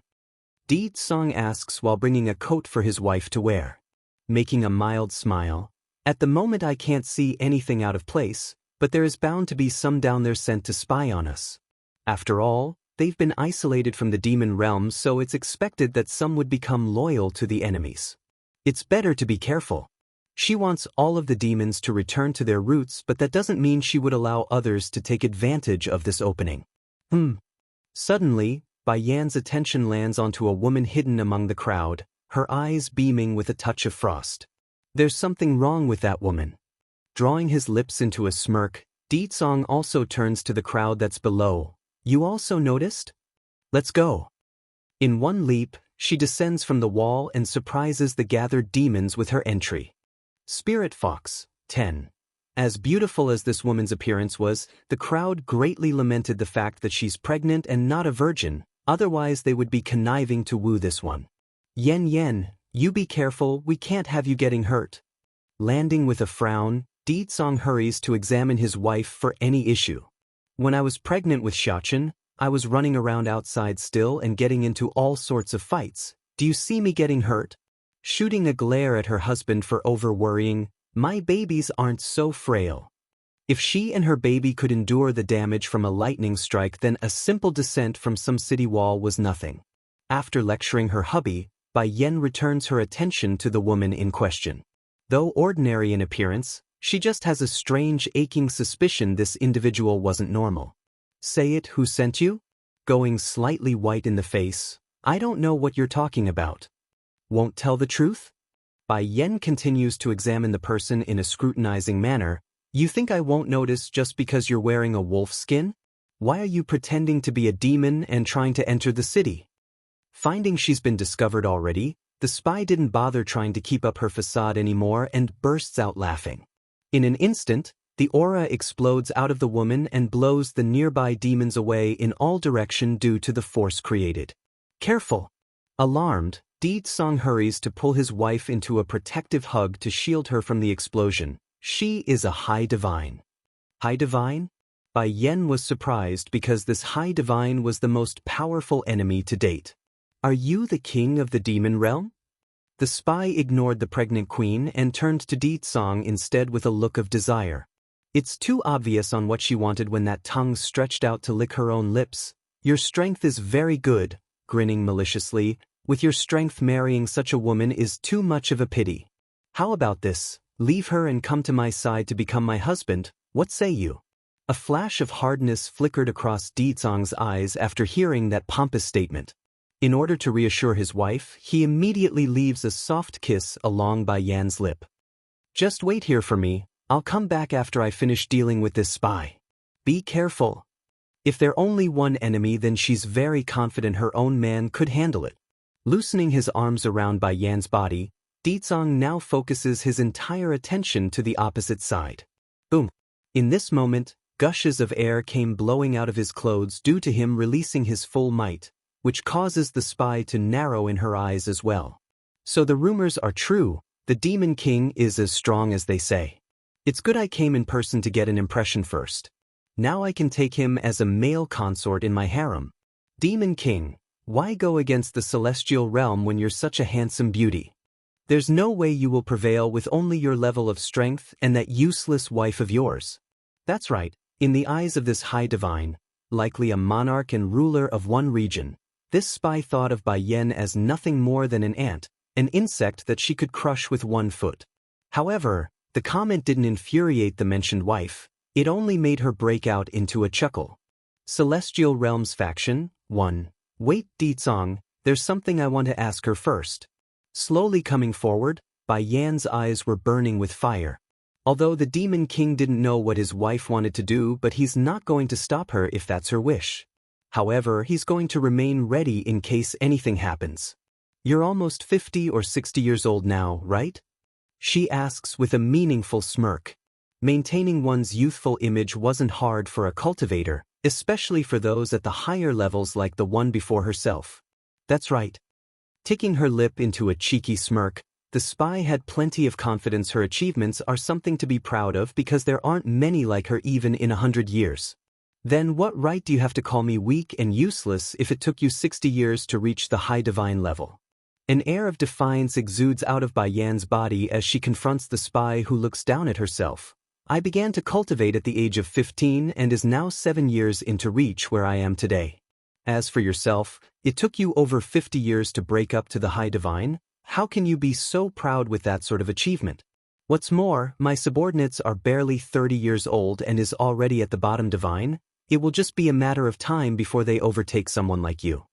Bai Yen could ignore others trying to insult herself because she doesn't care about the opinions of others, but it's a different story if it involves the demon realm, nor would she allow others to get the impression that the queen of the demon realm was a useless woman that only knows how to rely on the man. Likewise, the spy's remark had infuriated the gathered demons gathered around the city gate. Their eyes are filled with anger at the woman who insulted them all. The only woman worthy of being my wife is already standing next to me. Ditsong began to move after throwing this out there, and due to how fast his attacks were, a cloud of dust was stirred into the air as a result. You're also a high divine? The spy exclaims after being surprised by that incredible speed. Such a shame, a man this capable is being accompanied by such a useless woman over there. That's right, in the eyes of this woman who came to make trouble, any female with the strength beneath herself was a useless weakling that deserves to be trampled. Queen, what are you doing? First Elder was at first focused onto the battle that's taking place but quickly shifted to Bai Yen instead, who's setting up a pattern of stones on the ground at such an odd timing.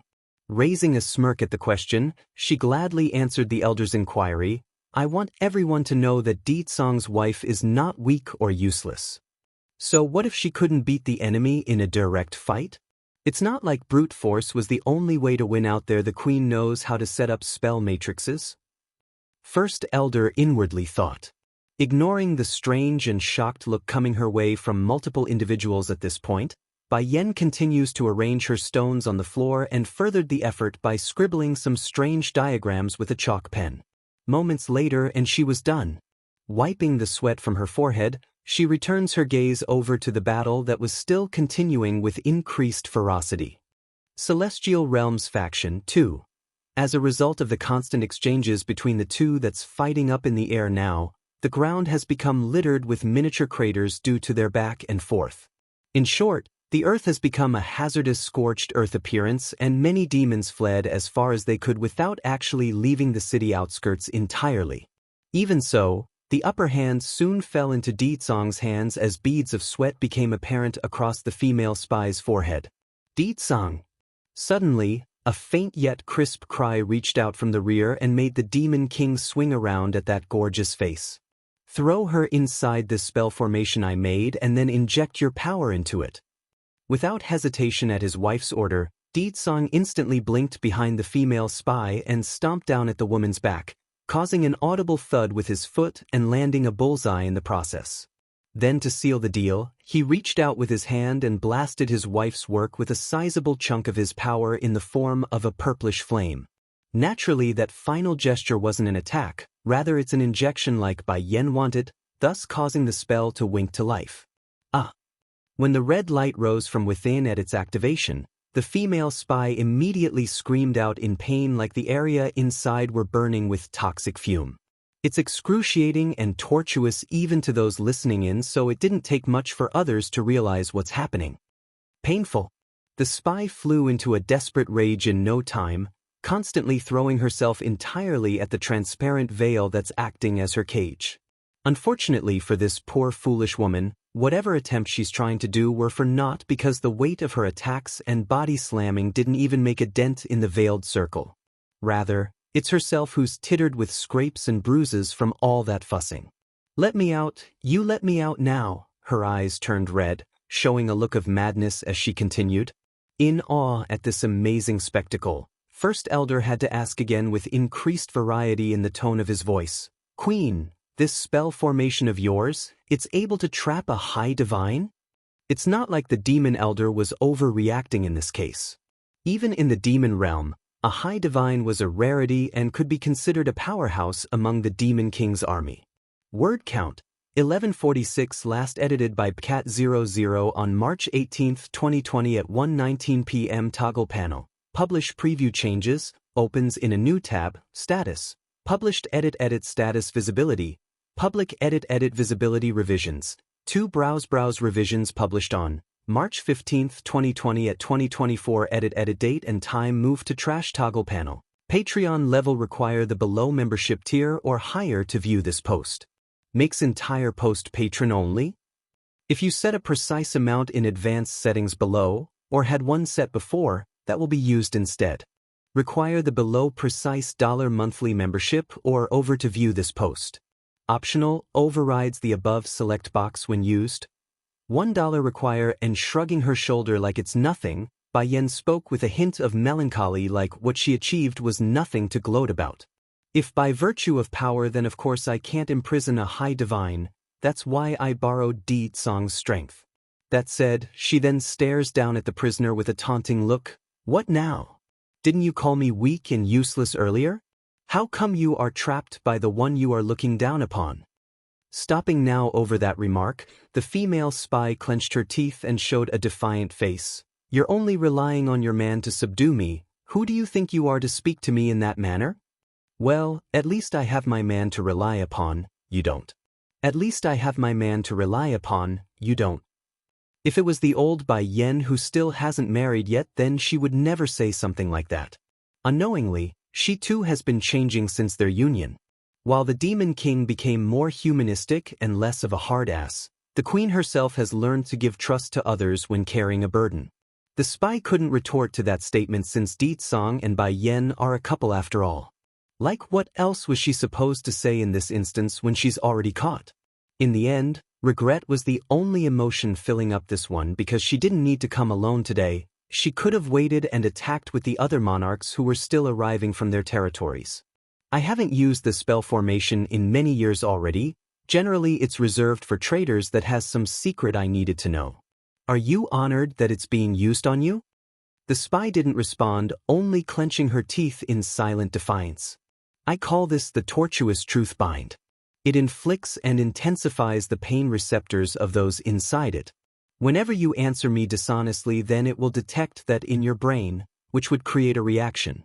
Just so you know, the pain you felt when the spell activated is nothing to what you are going to experience once I begin my interrogation. Despite her smile being so gorgeously mesmerizing, Bai Yan's face only looked menacing and dark in the eyes of her captive. It's the same as the Demon King's, only in the female form. Your name? The spy didn't take the warning to heart, of course.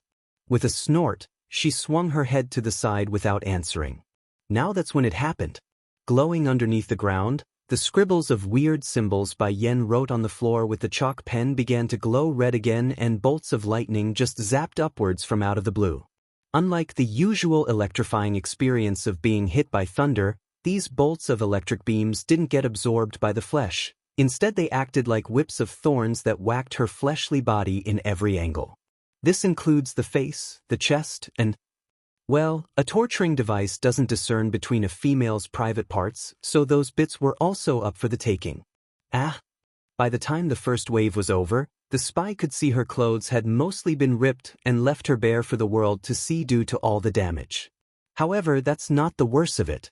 Wherever those whips of electrifying madness landed, it would leave behind a line of blackness on her skin to show it's been severely burned from the contact. There's still white smoke smoldering out of her ruined skin. Celestial Realms Faction 3. Her eyes were finally overtaken by the despair she felt from within. Those eyes of the demons coming her way, and the pitiful condition she herself was in right now, there's no hope to be found. I'll ask again, tell me your name. Oh yes, I forgot to tell you this spell formation will increase in its intensity whenever you refuse to answer me honestly. This time it's a lightning whip, next time it might be some sort of fire or water attack. The spy's body trembled harder after hearing that. It's Mu Mei. Second question, what are you here for? Mu Mei tightly clenched her fists in frustration but answered anyways. I have been informed that the demon realm is attacking us, so all of us monarchs are to gather in this region to combat the threat. Monarchs? High divines are titled monarchs within the celestial realm because we are charged with the rule of a regional territory. Bai Yen nods in approval at the explanation. Then who is it that informed you of our coming? How many of you are there in this world? Please, the one who informed me is Yun Ruo Shi of the Celestial Palace. She's the one you want. As for how many of us there are, it's somewhere between 40 to 50 the last I checked. That's surprised Bai Yen. 40 to 50 monarchs? Then that means there might be even more high divine enemies hidden in the shadows. This battle won't be easy. One last question, do you know about a woman by the name of Bai Ning? Bai Ning, the name not only roused a reaction from Mu Mei, it downright made her frightened in that moment. There's open fear in the spy's eye after hearing those two words. Catching this unmistakable look of recognition, Bai Yan's expression turned serious and hard when pressing for more. You know Bai Ning? The one you're speaking of?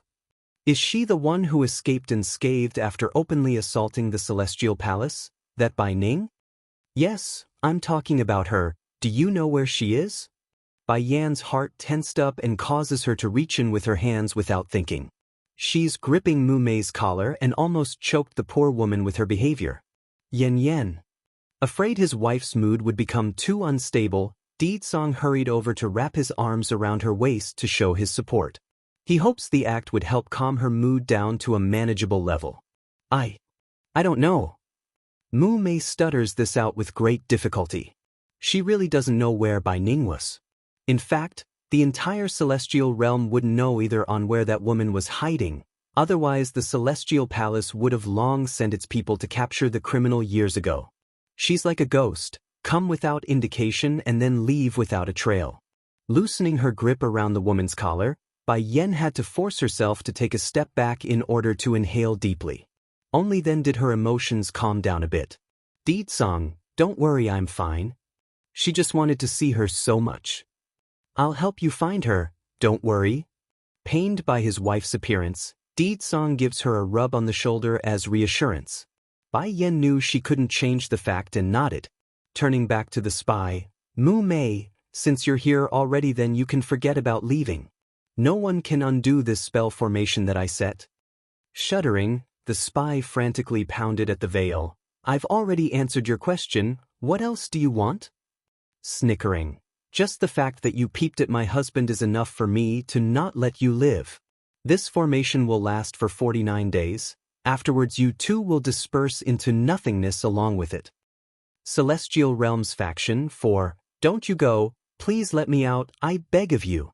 Acting as if she didn't hear the plead, Bai Yen disappears off into the city with her husband, leaving only a crying Mu Mei in the background that kept pounding away at the Veil prison.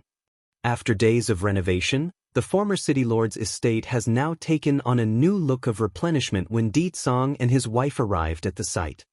Song. Crossing her arms with a displeased look on the face, Bai Yen clearly didn't feel happy when she took a seat on the bedside. It looks like we need to rethink our plans in our attack of the celestial realm. There's too many powerful individuals out there that we aren't aware of still. If only my strength is higher, then I won't have to be so passive. Getting a seat beside his wife since he knew he had to say something lest she starts getting dangerous ideas again. Yen, you only need to take care of the baby in your tummy. I will handle this until you are ready to fight by my side again. Showing a bittersweet smile, Bai Yen also looks down and rubs her already showing stomach. Perhaps this child didn't come at the right timing. If it is a few years later, then I could do something now instead of waiting. Don't dwell on the what-ifs, Yen. What needs to come will come, not to mention. Cusping his hands around hers, I will protect both you and our daughter. She didn't respond, only staring downwards at their hands for a long time before looking up at her own man. Di Tsang, Mu Mei mentioned before that the one who summoned them is a woman by the name of Yun Ruoxi. I don't know why, but I keep getting a sensation that I know that name somewhere. It's familiar to me. Unfortunately, the answer to the dilemma was like a bait dangling in front of a rod, so close yet so far. If you're tired, then rest early. I'll go discuss this with the other elders. Gently picking up his wife with both arms to tuck her inside bed, Di Tsang made sure to cover her body tightly with the cover before landing a peck on her forehead. Though still worried about their future, Bai Yan didn't resist the offer to rest. She's indeed really tired as of late, so her closes unconsciously began to close itself as the man left the room. Back over in the small town, Yun Ruoxi was currently standing with her back turned to the door of her room and facing the window when several figures suddenly appeared behind herself. You're all here? She asks with a pleased smile as she swung around. Miss Ruoxi, did you summon us here in order to deal with those from the demon realm? Asked a middle-aged man who took a step forward. Giving a nod as her answer, those eyes were full of sadness when she spoke. As we all know, the temperaments of the demons are cruel and ruthless by nature, such as their kind from eons past. Though we've managed to subdue them 1,000 years ago during that great war, but it's clear to us in the Celestial Palace that they're trying to make a return today. Please, I need the help of the monarchs. You all are the pillars supporting the Celestial Realm and the strongest fighting force we have. I know my powers are limited, but implore you all, please heed my command as vested in me by the keepers. Haha. The middle-aged man bellows out a laugh. No need to be so polite, Miss Ruoxi. Slaying demons are our duty. Even without your request, we will still do our part. Celestial Realms Faction, 5. Thank you. Yun Ruoxi graces them with a genuine smile. You are all true patriots of the Celestial Realm.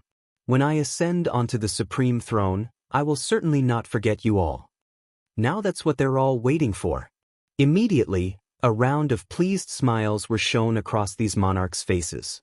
Wonderful. I hope Miss Ruoxi wouldn't forget today's promise. We will return after we finish off those from the demon realm.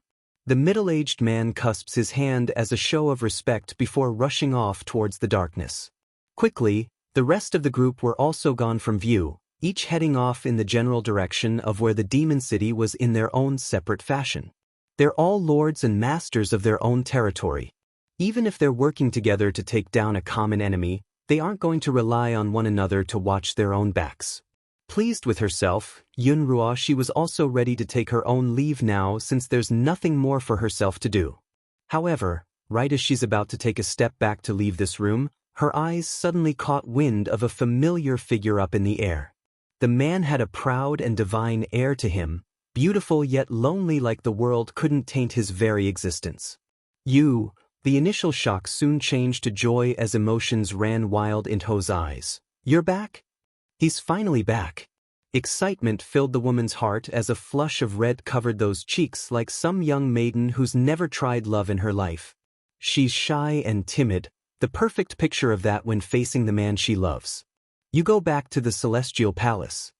Sadly, the first words coming out of Chu Yigod's mouth shattered the illusion instantly, leaving her heart frozen and broken. Why? She stutters this out with dryness in the throat. Why should I go back? The demon realm is already attacking us in the celestial realm. Why should I go back? This time the voice sounded commanding and not a request. Whatever fire she felt died in that second. Clenching her fist in frustration, Yun Ruoxi closes her eyes in acceptance as the gradual memories of their first encounter resurfaces again. It was a fine day like any other in the past. At the time, he was spoiling another girl by carefully removing the peach blossoms from her hair, and the smile he made was oh so gentle like nothing else. Perhaps Chu Yigod would never know this, but since then Yun Ruoxi had fallen for him due to that smile. It's like a drug to her to the point she could no longer extricate herself from him. But why does his eyes only have her in his view and not me? Even if that woman is already dead, he still can't forget her. Yigod, slowly striding forward with pain in those eyes, She didn't want to make this difficult but had to for her own sake. Is she not dead yet? The man didn't answer her, only floating in the sky silently with a face that couldn't be read. It's because she's alive that you won't let me go make trouble for the demons, isn't it? A borderline mad laugh escapes the woman's now tear-stricken face, causing that beautiful contour to turn ugly and unsightly. Why do you treat me like so? I loved you for so many years and waited a millennium for you. Why are you so insistent on her? Is it because you knew her first? The outburst finally earned her a glance from Chu God. However, those eyes weren't of comfort or warmth. It's a chilling gaze that made the woman freeze all over. Closing her eyes again, Yunruo, she knew this was how it's going to be, but still, to be so inferior to the dead only made it that much worse. I understand then.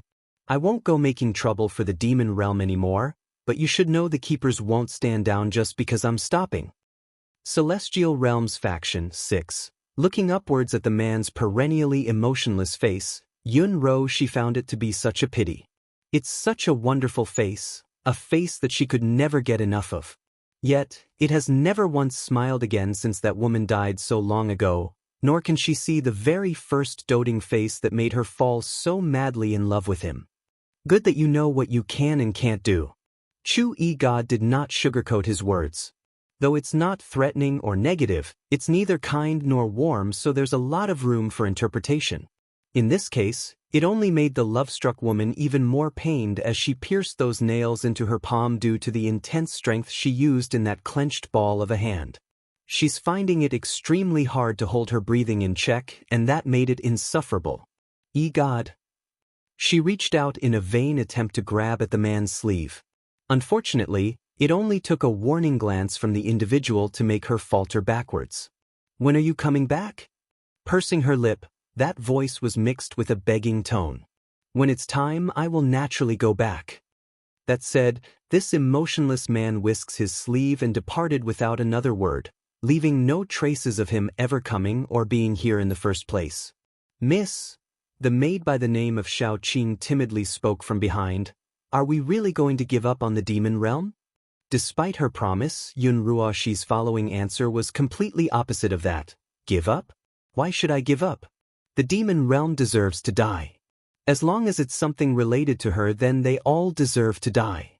Flashing a red glow in her eyes now, which was very different compared to her usual demeanor, we are going to that city of demons. I want to confirm with my own eyes if that woman really is dead or still alive. If she is alive, then I won't mind sending her back to the oblivion for a second time. No one is allowed to fight me for him, no one. Dragoni, we should be at the mentioned city once we pass this place. At this very moment in the dead of night, Bai Xiaochen was still leading his companions through the darkness in this valley. It's then a slight rustling sound from up ahead caught the boy's ear. In his haste, he pulls the girl behind himself and got on alert. Who is it over there? As soon as he shouted that out, a snowy white figure dashed across their sight in an almost ghostly manner, causing the two kids to freak out inwardly. However, the crazy old coot on the other hand did the polar opposite and launched himself into a mad chase. Good granddaughter, are you my good granddaughter? Don't run, good granddaughter.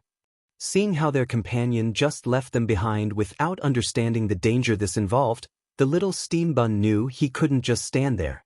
Pulling Dragoni with his hand, they chased as well in order to stop him. Grandpapa, you wait for us.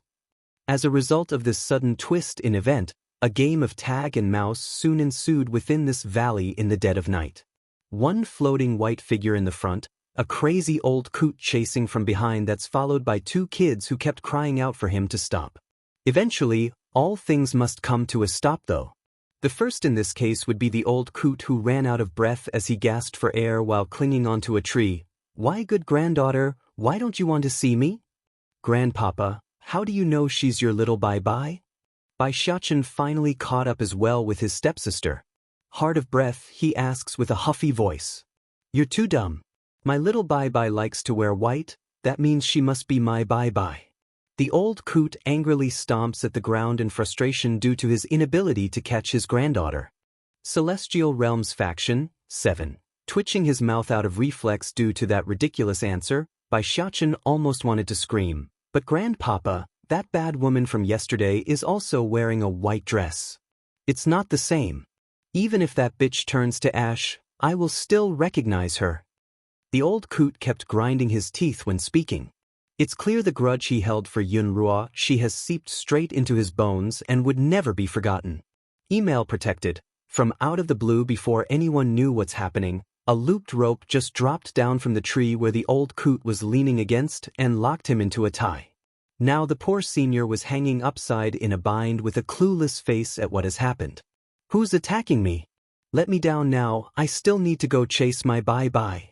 Just as the old coot was trying to break free, a voice interrupts him from the rear. I'm afraid you won't have the opportunity to go after your good old granddaughter anymore.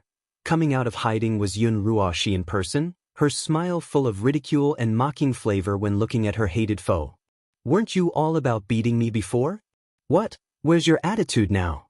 Oh right, don't try to struggle. I stole the rope directly from the shrine altar of the Celestial Palace. It can subdue even someone of your level with ease. The altar was rarely visited by anyone, so she's very confident no one would discover the rope's disappearance until a much later date. If Yun Ruoshi had to lament on anything, it would be her wasting the precious treasure on the crazy old coot when she had intended to use it on the Demon King. What are you planning to do? Bai Xiachen's expression turned a darker note. And the white woman just now, was that one of your people? Almost showing a mad snarl at this point, the wretched woman did not hesitate to admit to the fact. Brat, just because you bunch managed to catch me in the public yesterday doesn't mean it will turn out the same tonight. No one is going to be able to save you. Though the person herself doesn't realize it yet, but the face Yun Ruo she made was borderline insane. Those eyes were wide with madness and that grin predatory like she's going to tear into them. As a result, Dragoni instinctively hid behind the boy for cover and didn't want to come out of hiding. Let old grandpapa down, I'll let you do as you please with me. The little steam bun offers, understanding there's no one else here to take charge unless he does. Ha! Cackling like she's heard some hilarious joke, the woman stares down at the brave kid with contempt. Let him down? This old thing has been making trouble for me for years. And yesterday he dared to humiliate me before the public, yet you still expect me to let him go? Showing a derisive smirk. And you shouldn't be worrying about others when you can't even secure your own safety. The last comment finally made the little steambun's heart sink. Deliberately lowering his voice into a hushed tone so it could only be heard by the little missy, Dragoni, I'm going to toss you out of here in a bit. You go to the city and find mother and baddie father for help. Gidge, big brother. Dragoni tightly clenched the boy's hand after hearing that, those eyes full of worry. Don't hesitate. There are only 100 miles left before the Demon City. At your speed you should be able to reach it in no time. Only by finding baddie father can you save us here.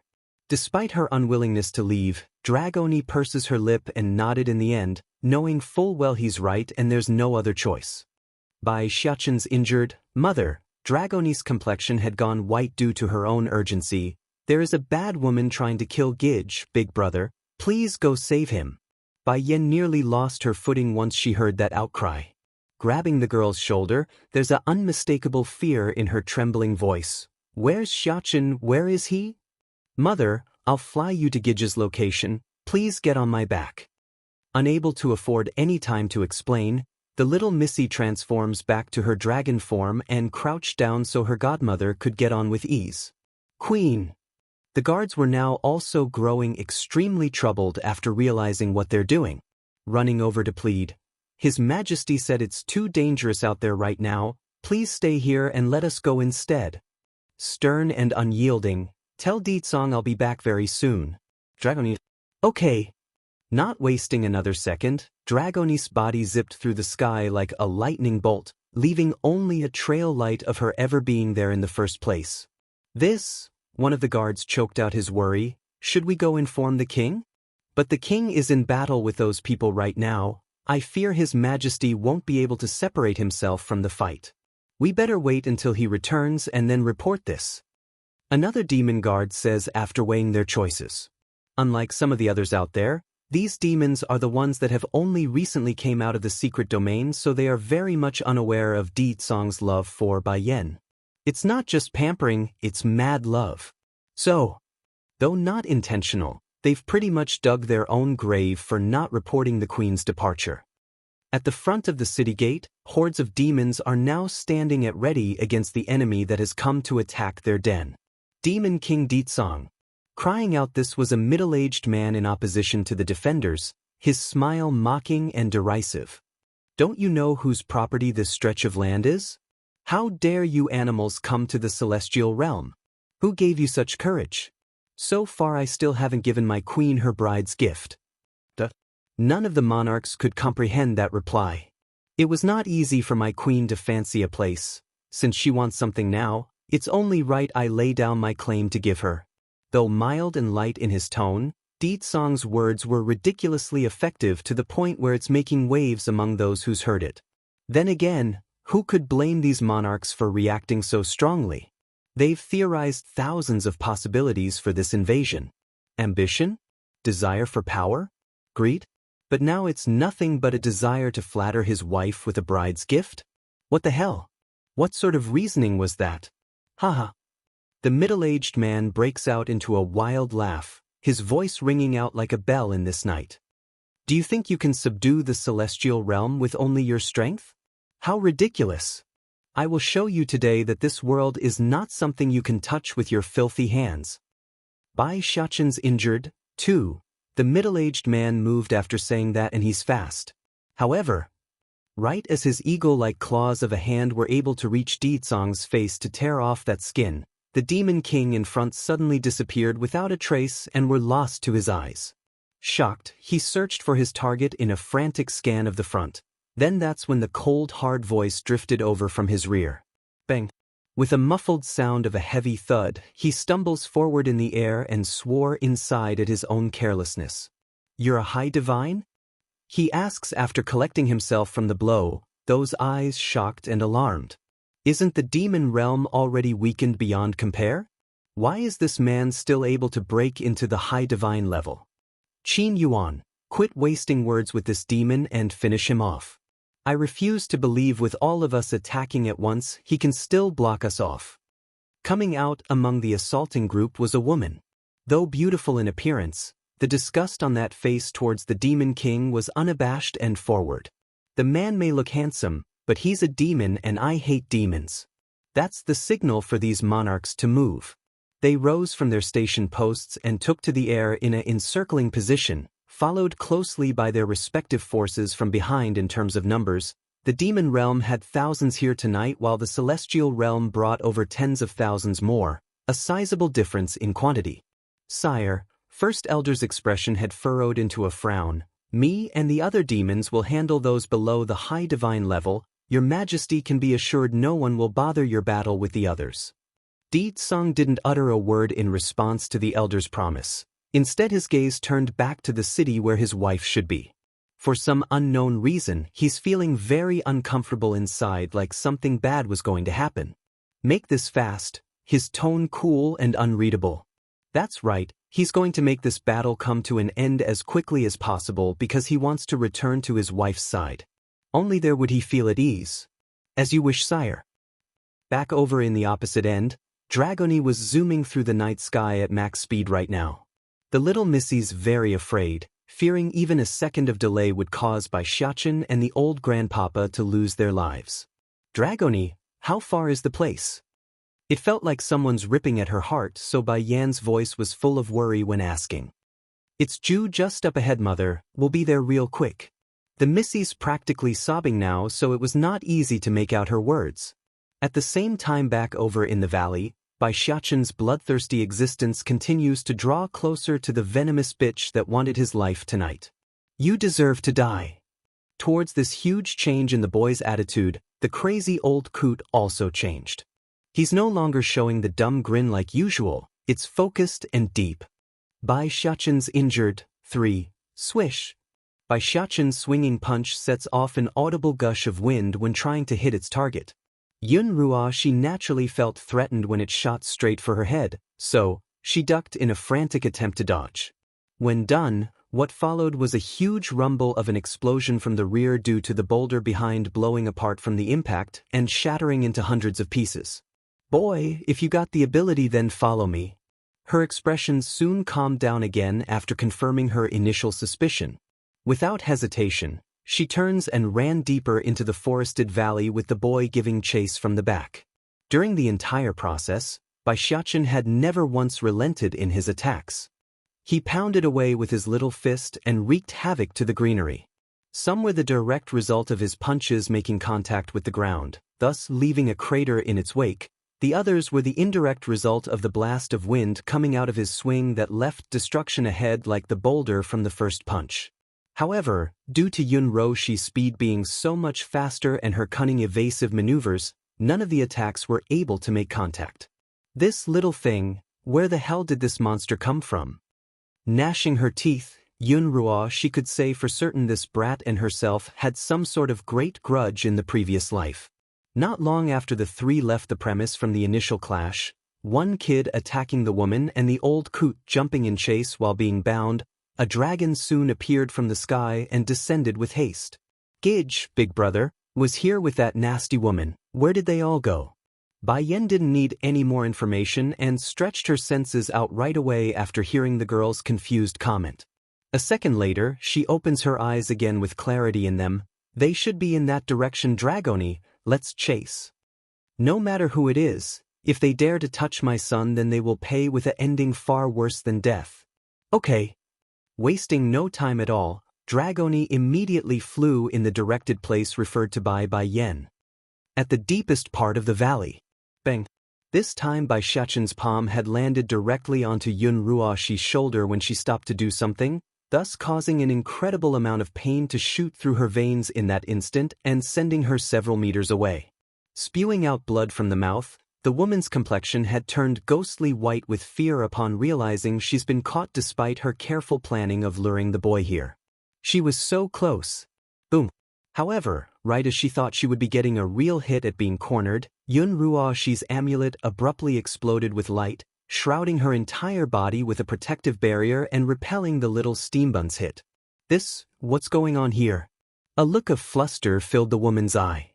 She's happy to be saved by the sudden intervention, of course, but she's also very nervous at what this meant because the amulet has never once reacted while in her possession aside from once in the past. That one time, it's only due to that woman dripping a droplet of blood to unleash its power. Xianxia's injured, 4. Closing her eyes, a peerless face of a woman appears within Yun Roxi's memory. Aside from her, this brat is the only other person capable of getting a response from the moon amulet. For that alone I can't let him live. Under the effects of the glowing white light, Xianxia's expressionless face gradually devolved into painful outcry. Crouching down, he roars out with both hands holding his little head, "You get out, you get lost." Yun Roxi just stared at him in shock. What is he going on about? Does he think I don't want to run? He's the one who chased after me. Curling into a clump on the grassy dirty, the little steambun's body kept shaking and trembling like he's struggling with something from within. It's excruciatingly painful and tearing him up both physically and mentally. "Batty father clearly sealed you inside of me. Why are you coming out again? You get lost, you get out of me. I'm going to protect mother on my own. You leave right now. You will hurt mother. You monster, you monster. You get lost." Yun Roxi didn't even know what's going on anymore. However, whatever the kid was going through didn't change the situation. Upon realizing this was the opportunity she needed to carry out the remainder of her plan, she did it and slowly paced backwards for a specific boulder that's etched into the hill. Reaching out with her palm, she gently pressed down at a certain indentation. Click. Next second later, the earth around the entire valley started to shake and a huge chunk of the earth in front of herself began to sink in like something was devouring the ground from beneath. Knowing she's succeeded, an indescribable glee overtakes the woman and turned her eyes into mad, crazed red. This trap was something she discovered by accident many years ago during the turbulent times of her life. Back then some powerful enemies wanted to kill her and pursued her up to this point. Cornered and without help, the younger Yun Roxi clung onto this specific rock with her back and begged for mercy. She was honestly lost for hope back then. A weak young girl against multiple powerful individuals that has her cornered like a rat. What else was she supposed to do? But then that's when she accidentally hit the indentation on this rock and activated the trap. She murdered those people with this stroke of luck. Now, just like back then, she's going to murder this brat tonight as well. Xianxia, be careful. Right as the ground beneath the boy's about to cave in and allow the bottomless pit to devour his existence, a loud screaming noise cuts in from above. Next thing Xianxia knew was a long elegant hand reaching over and pulling him into a protective hug. With Bai Yan's strength, flying away here should have been a breeze for her in this case. However, she doesn't know why either, but there's a powerful attracting force from this trap that made it impossible to get away from. In the end, she and her son were sucked into there like it's some sort of black hole beneath their feet. At the same time, Dragoni had also landed on the ground after coming late. When she saw her immediate family were gone, the little missy hesitated at nothing and jumped in of her own volition. Half a ring later, the ground in this valley returns to normal and the bottomless pit that was here just moments ago were completely gone as well. It's as if the strange black hole never existed in the first place. Of course, that's not true at all because Yun Ruo she was still standing here to show it had all taken place, and right now, this treacherous bitch has had her entire back drenched in cold hard sweat due to the brief momentary eye contact she made with Bai Yan during her sudden intrusion. Those sharp overbearing eyes, the strong and courageous attitude, it's just like the image from all those years ago. There's no mistaking it in Yun Ruoxi's mind, she's back. Furthermore, the crescent-shaped amulet around her neck was burning hot right now till it's making a sizzling sound around her skin. How can it be? How can she be alive?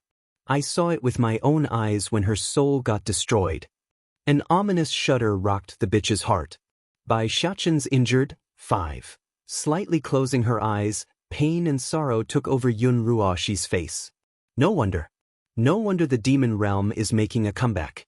No wonder E-God is helping the demon realm. Turns out it's because of that fucking woman. She isn't dead. Is she coming back to take what's hers in the past? Is she here to take what I stole? While the wretched bitch was lost in her own spiraling thoughts, the amulet on the other hand could care less and grew hotter like it's never done before. Finding this painful now, Yun Ruoxi rips the darn thing off her neck with the hand and glares at the item with her blazing eyes of rage. What? You want to leave me as well as soon as she's back? Don't forget, you're mine now.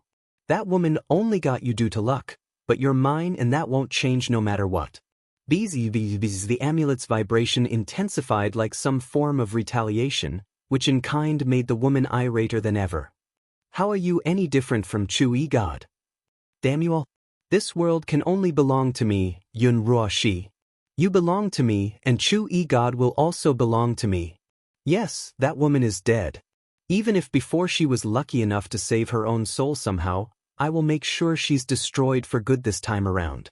Bye-bye, my little bye-bye. The crazy old coot finally manages to catch up in his tied-up manner.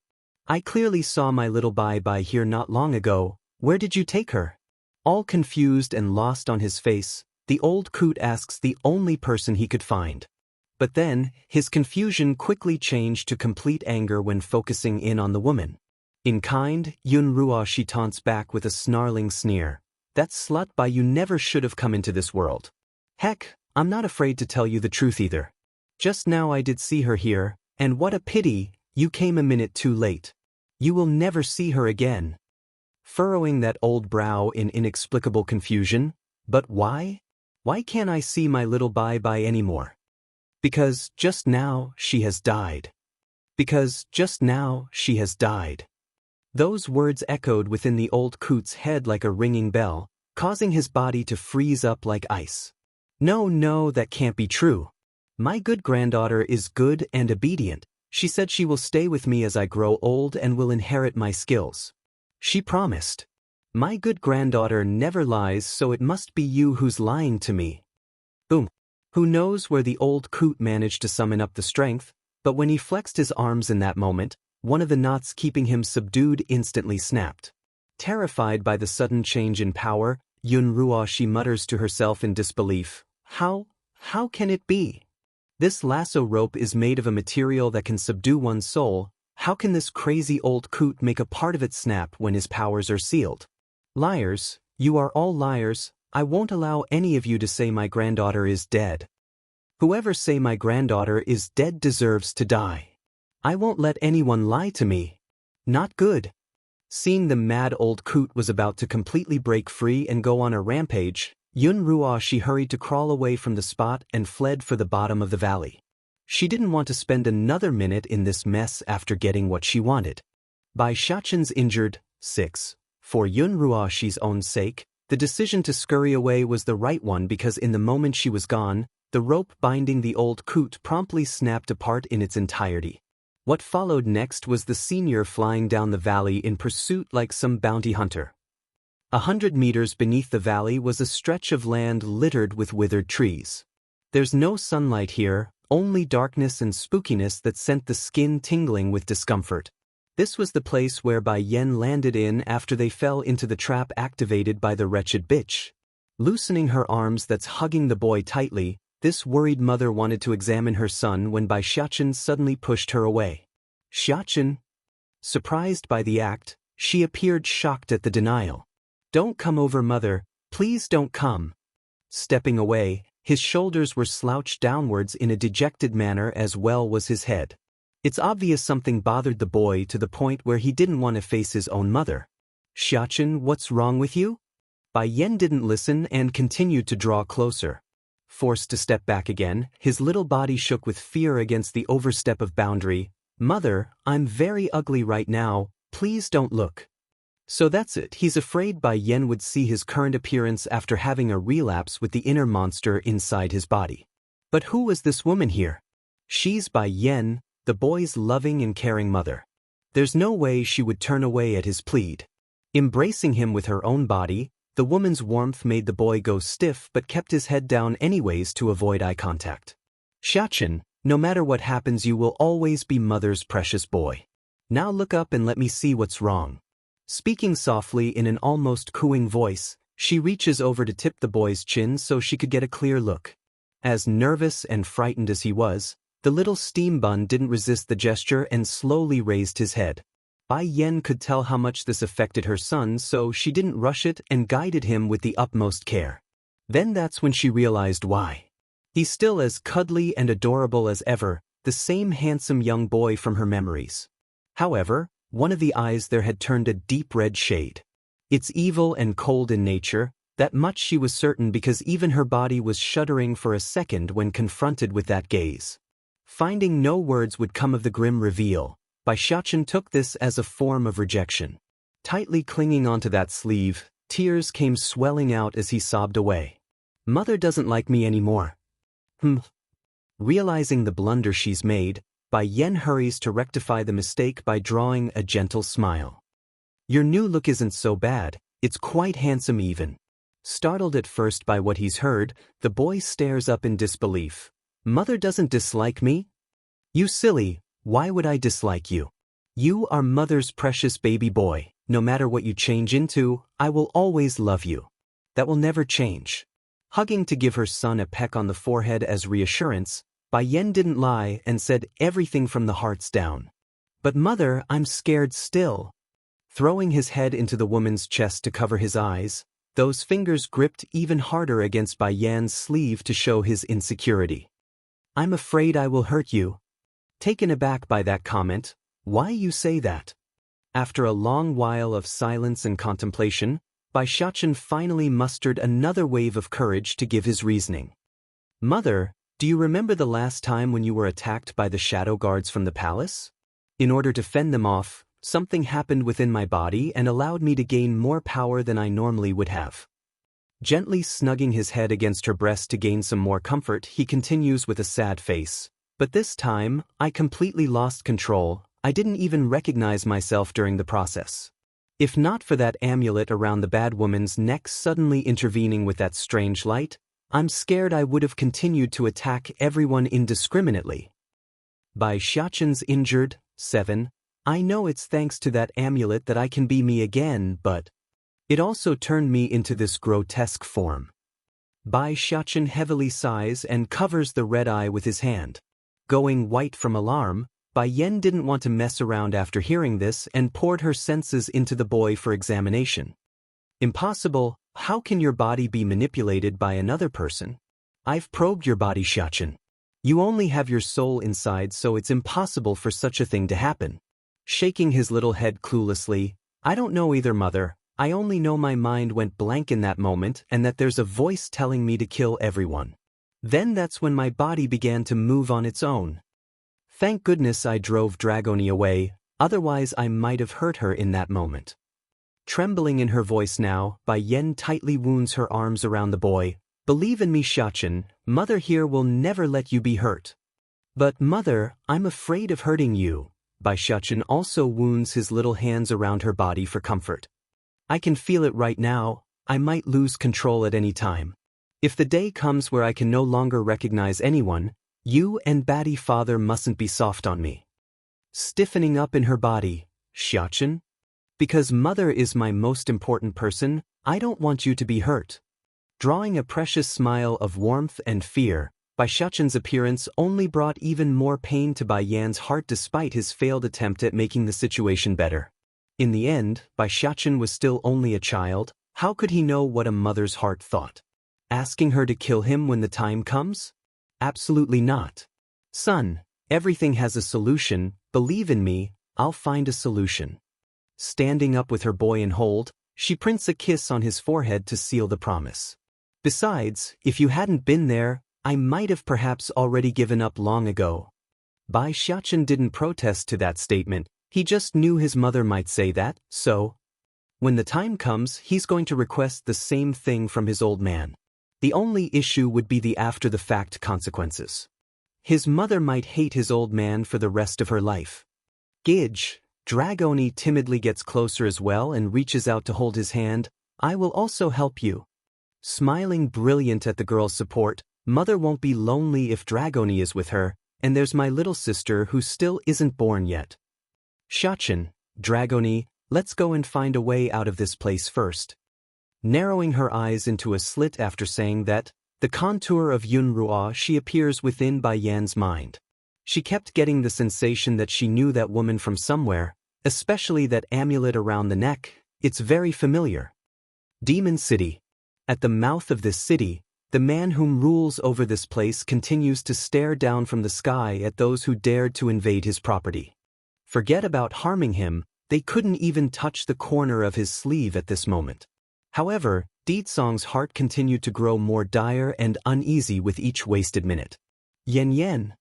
The man suddenly gripped his hand into a ball after reaching out for a second time with his senses. First Elder, you deal with these people. I got something I need to do first. The command greatly startled the senior who was still locked in battle with the weaker foes among the many attackers, his eyes showing surprise. Let me handle it? How am I supposed to deal with that many high divines? Sire, where are you going? First Elder asks with trembling nervousness. Bai Xiachen's injured, 8. My wife is gone. Having said this, Deedsong's bursts into a flash of light and shot towards the outer perimeters of the city. The queen's gone? First Elder nearly cried out those words when repeating it in his head. The queen's missing?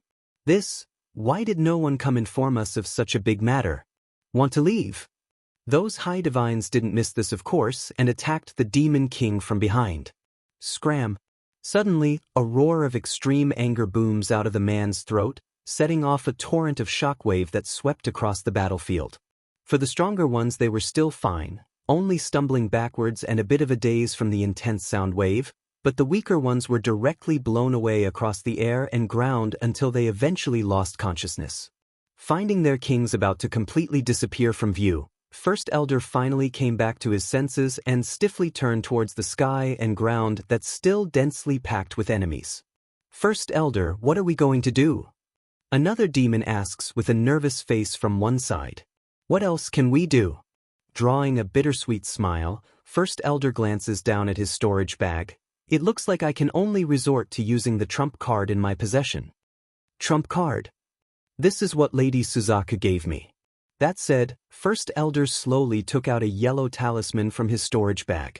She knew we are attacking the celestial realm, so this is her backup plan in case we encountered some sort of danger we can't handle. In the moment he tears the yellow paper, a rush of intense heat gushes forward and virtually engulfs the entire night sky in a color of red. Now, a burning bird of flame materializes through the summon. Lady Suzhou, Her Highness the Queen is missing and His Majesty has left in search of her. I implore you to dismiss these people who dares to come make trouble for us. Not saying a word, the giant bird of flame flaps her wings with deadly heat, incinerating the grass and scorching the earth beneath as she does so. There were many cries of pain that came of her mere casual act, but it's still more than enough to make those high divines scurry around in order to avoid being burned like the rest of the weaklings. However, that doesn't mean they couldn't counterattack. When an opening popped up in Suzaku's demeanor, one of the men went straight for her eye with his blade. Against the impudence given to her by this insect, this legendary vermilion bird only found it humorous. That's right, humorous and disgusted by their lack of self-awareness. Bang! One sweep, that's all it took to send the offender shooting down from the air and onto the ground. A crater and a splash of meat was all that's left of the man to show he ever lived. This enraged the remaining high divines from the enemy's side, of course. They swarmed her, and under normal circumstances she wouldn't be able to escape either. However, Suzette had no intentions of dodging or escaping because the intense heat from her flaming existence bordered on the level of magma. Merely drawing close to her body would melt rocks and metals alike. Shit! One of them saw this sudden increase in heat and knew the mistake they were about to do. Sadly, it was obviously too late because that wing of fire had already swooped up into their faces.